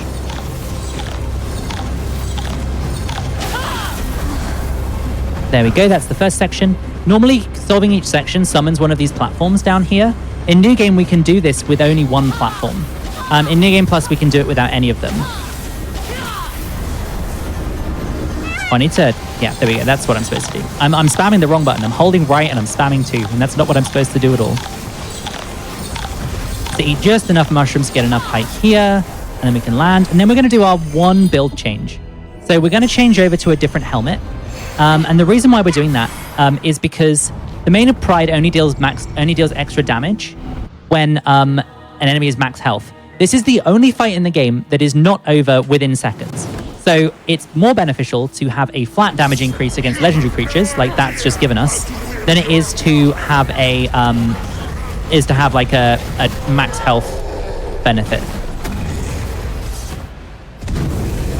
So there's a cutscene here. So this fight is split up into like 6 phases or something. There's one for each major god. So you got Hermes, Aphrodite, Athena, Hephaestus, Ares, and Zeus. It's very cheesy. Hermes making delivery puns. You're going to see the absolutely most obvious one coming up in a minute as well. But the phases go very quickly, as you can see. This game is full of absolutely cheesy puns. It's kind of sad that we don't get to see it over the course of their run. Yeah, we skip a lot of them. But there is some very funny / groan-worthy dialogue in this game. But Yeah, absolutely. yeah, I was just gonna say, Breath of the Wild thought it was really cool having a 2-phase boss fight. Hit him. But We went with 6. we got 6 phases, so we're 3 times as good as Breath of the Wild. Absolutely. That's definitely how it works. I agree. My logic is flawless. Absolutely. The thing with this game as well is like in New Game, this fight is actually dangerous. I've finished a run before with like 1 hit away from dying over an AoE that would have killed me. So it's like, can we please hit Typhon? Oh, okay, that's fine. There's like a frame where you can hit him early, but it doesn't really matter too much. So this is like a scripted auto-scroller. Typhon phases out. We have to fight a bunch of enemies. It's really dull. We can probably get 1 last or like 2 last donations or something in this section. All right. Well, I did get a Greek deity reference in, so Joppy sends in $25 and says, "As for Greek deities, I'm a fan of Zagreus, who we named our dog after." Which, Incredible. spoilers, that's my dog. Your dog has the best name. He's a Shout good. out to He's Hades. a very good It's another boy. game I've run. Yeah. There was a point in time where the type of game I speedrun was just going to become Greek mythology of some description. Like anything Greek related. It's a good plan. It is. Mythology is cool. Exactly. We can probably get 1 more. Sweet. DeMagico sends in $10 and says, "I like the Greek themes in this game. Good luck on the run. Keep on keeping on." Nice. So yeah, here's Athena. So we've got 2 more of these. We've got Ares and we've got we've got Zeus. Sentenced to die. But yeah, as I mentioned, in New Game, this fight is really scary. If you like speed games with like really climactic boss fights that take a lot of execution, then this is a really good one. The combat in general, it's quite simplistic, but it feels really cool. Like I feel really, really like I'm active a lot with the combat. Oh, that's bad. That's not much damage at all. That might screw things up a little bit. Ideally, we do enough damage to Typhon that we skip the final phase. So time is going to be when Typhon has no health and his health bar disappears. You'll have to listen out for me saying it. It could be any moment now, basically. Oh, I get two fully charged hits. This is fine. We should be okay. I need you to... Oh, no. Deflect. Okay, time might be after this cutscene. It might not. It depends if I dealt enough damage. Typhon kind of trolled me a bit, taking damage from the deflection potion, which has, like, kind of messed up the damage I was dealing, but we'll see if this works. Maybe? No, not quite. He is still alive just about, so time's going to be when I deal the final hit, which means I need to wait for him to spawn back in. There we go, time. We did it. Yay! Good job, Ailis. Oh, there we go. Got trolled a little bit at the end, but other than that, I'm pretty happy with that run. Can I just double check what my time was, if that's okay? Absolutely. Just waiting to get my stream caught up a little bit.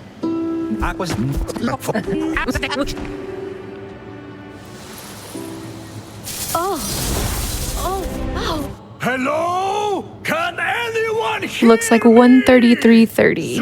I will take that. That's a really good time for a no reset run. I'm very happy with that. So yeah, thank you so much for having me.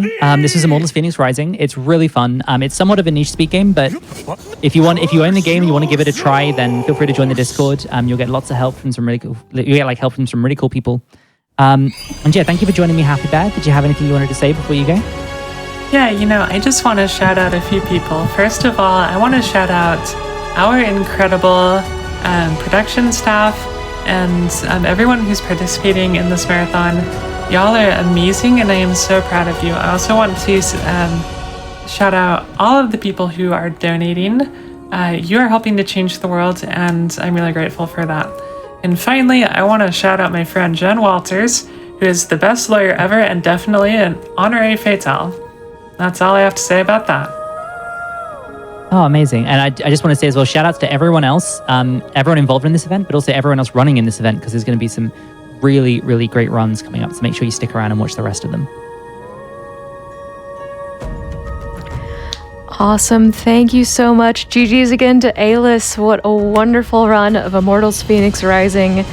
I am so excited to be continuing on with y'all, and let's continue on with some of these donations. Like Happy Bear mentioned, we do have an incentive going actually for ALF. We have the ALF book percent incentive, which will add a book percent run after that any percent run that's on the schedule later today. We are making some good progress on that, but we have about $600, a little over $600 contributed toward that 5,000 that we are working toward to get that added to the schedule today. Again, more runs, more fun, more memes. We love the memes, right? You love memes. I love memes. They're great.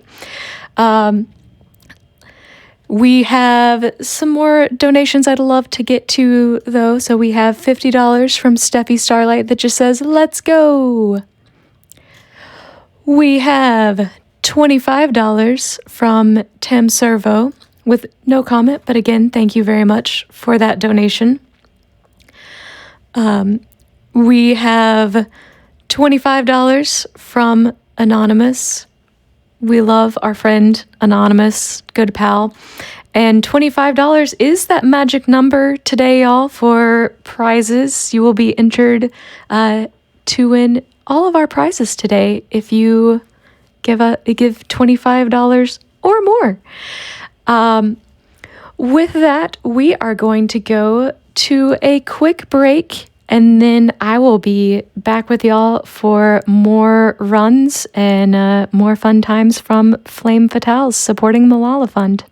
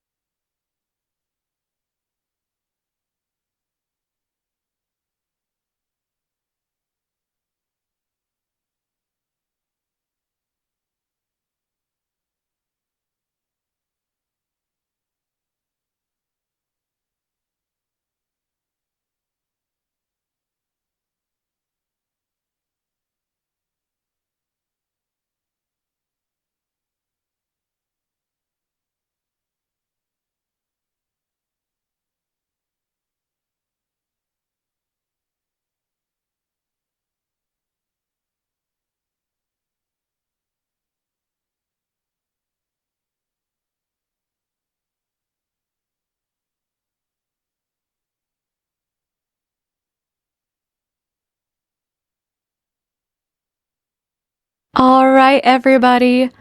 Welcome back to Flame Fatales 2022. I am still here with you. I am HeldenSoubrette. Let's go ahead and just kind of check in with where we're at. We are making some great progress on these donations and these incentives. We do have an open incentive right now for book percent for Alf. I have been told this is a very meme-heavy run, and if you love the memes, which I hope you do, then I hope you will donate toward that book percent incentive. Also know that that does help us get toward our milestone incentive of $60,000, which is what will unlock our bonus game tonight of our bonus Mario Kart tracks. So it's kind of a 2-for-1 deal right now. Go ahead, be getting those donations in. But the great news is that we are ready for our next run, which is Sealed Bite with Kate Libsey, aka Cariad, aka Carrie. So we are going to head over there now.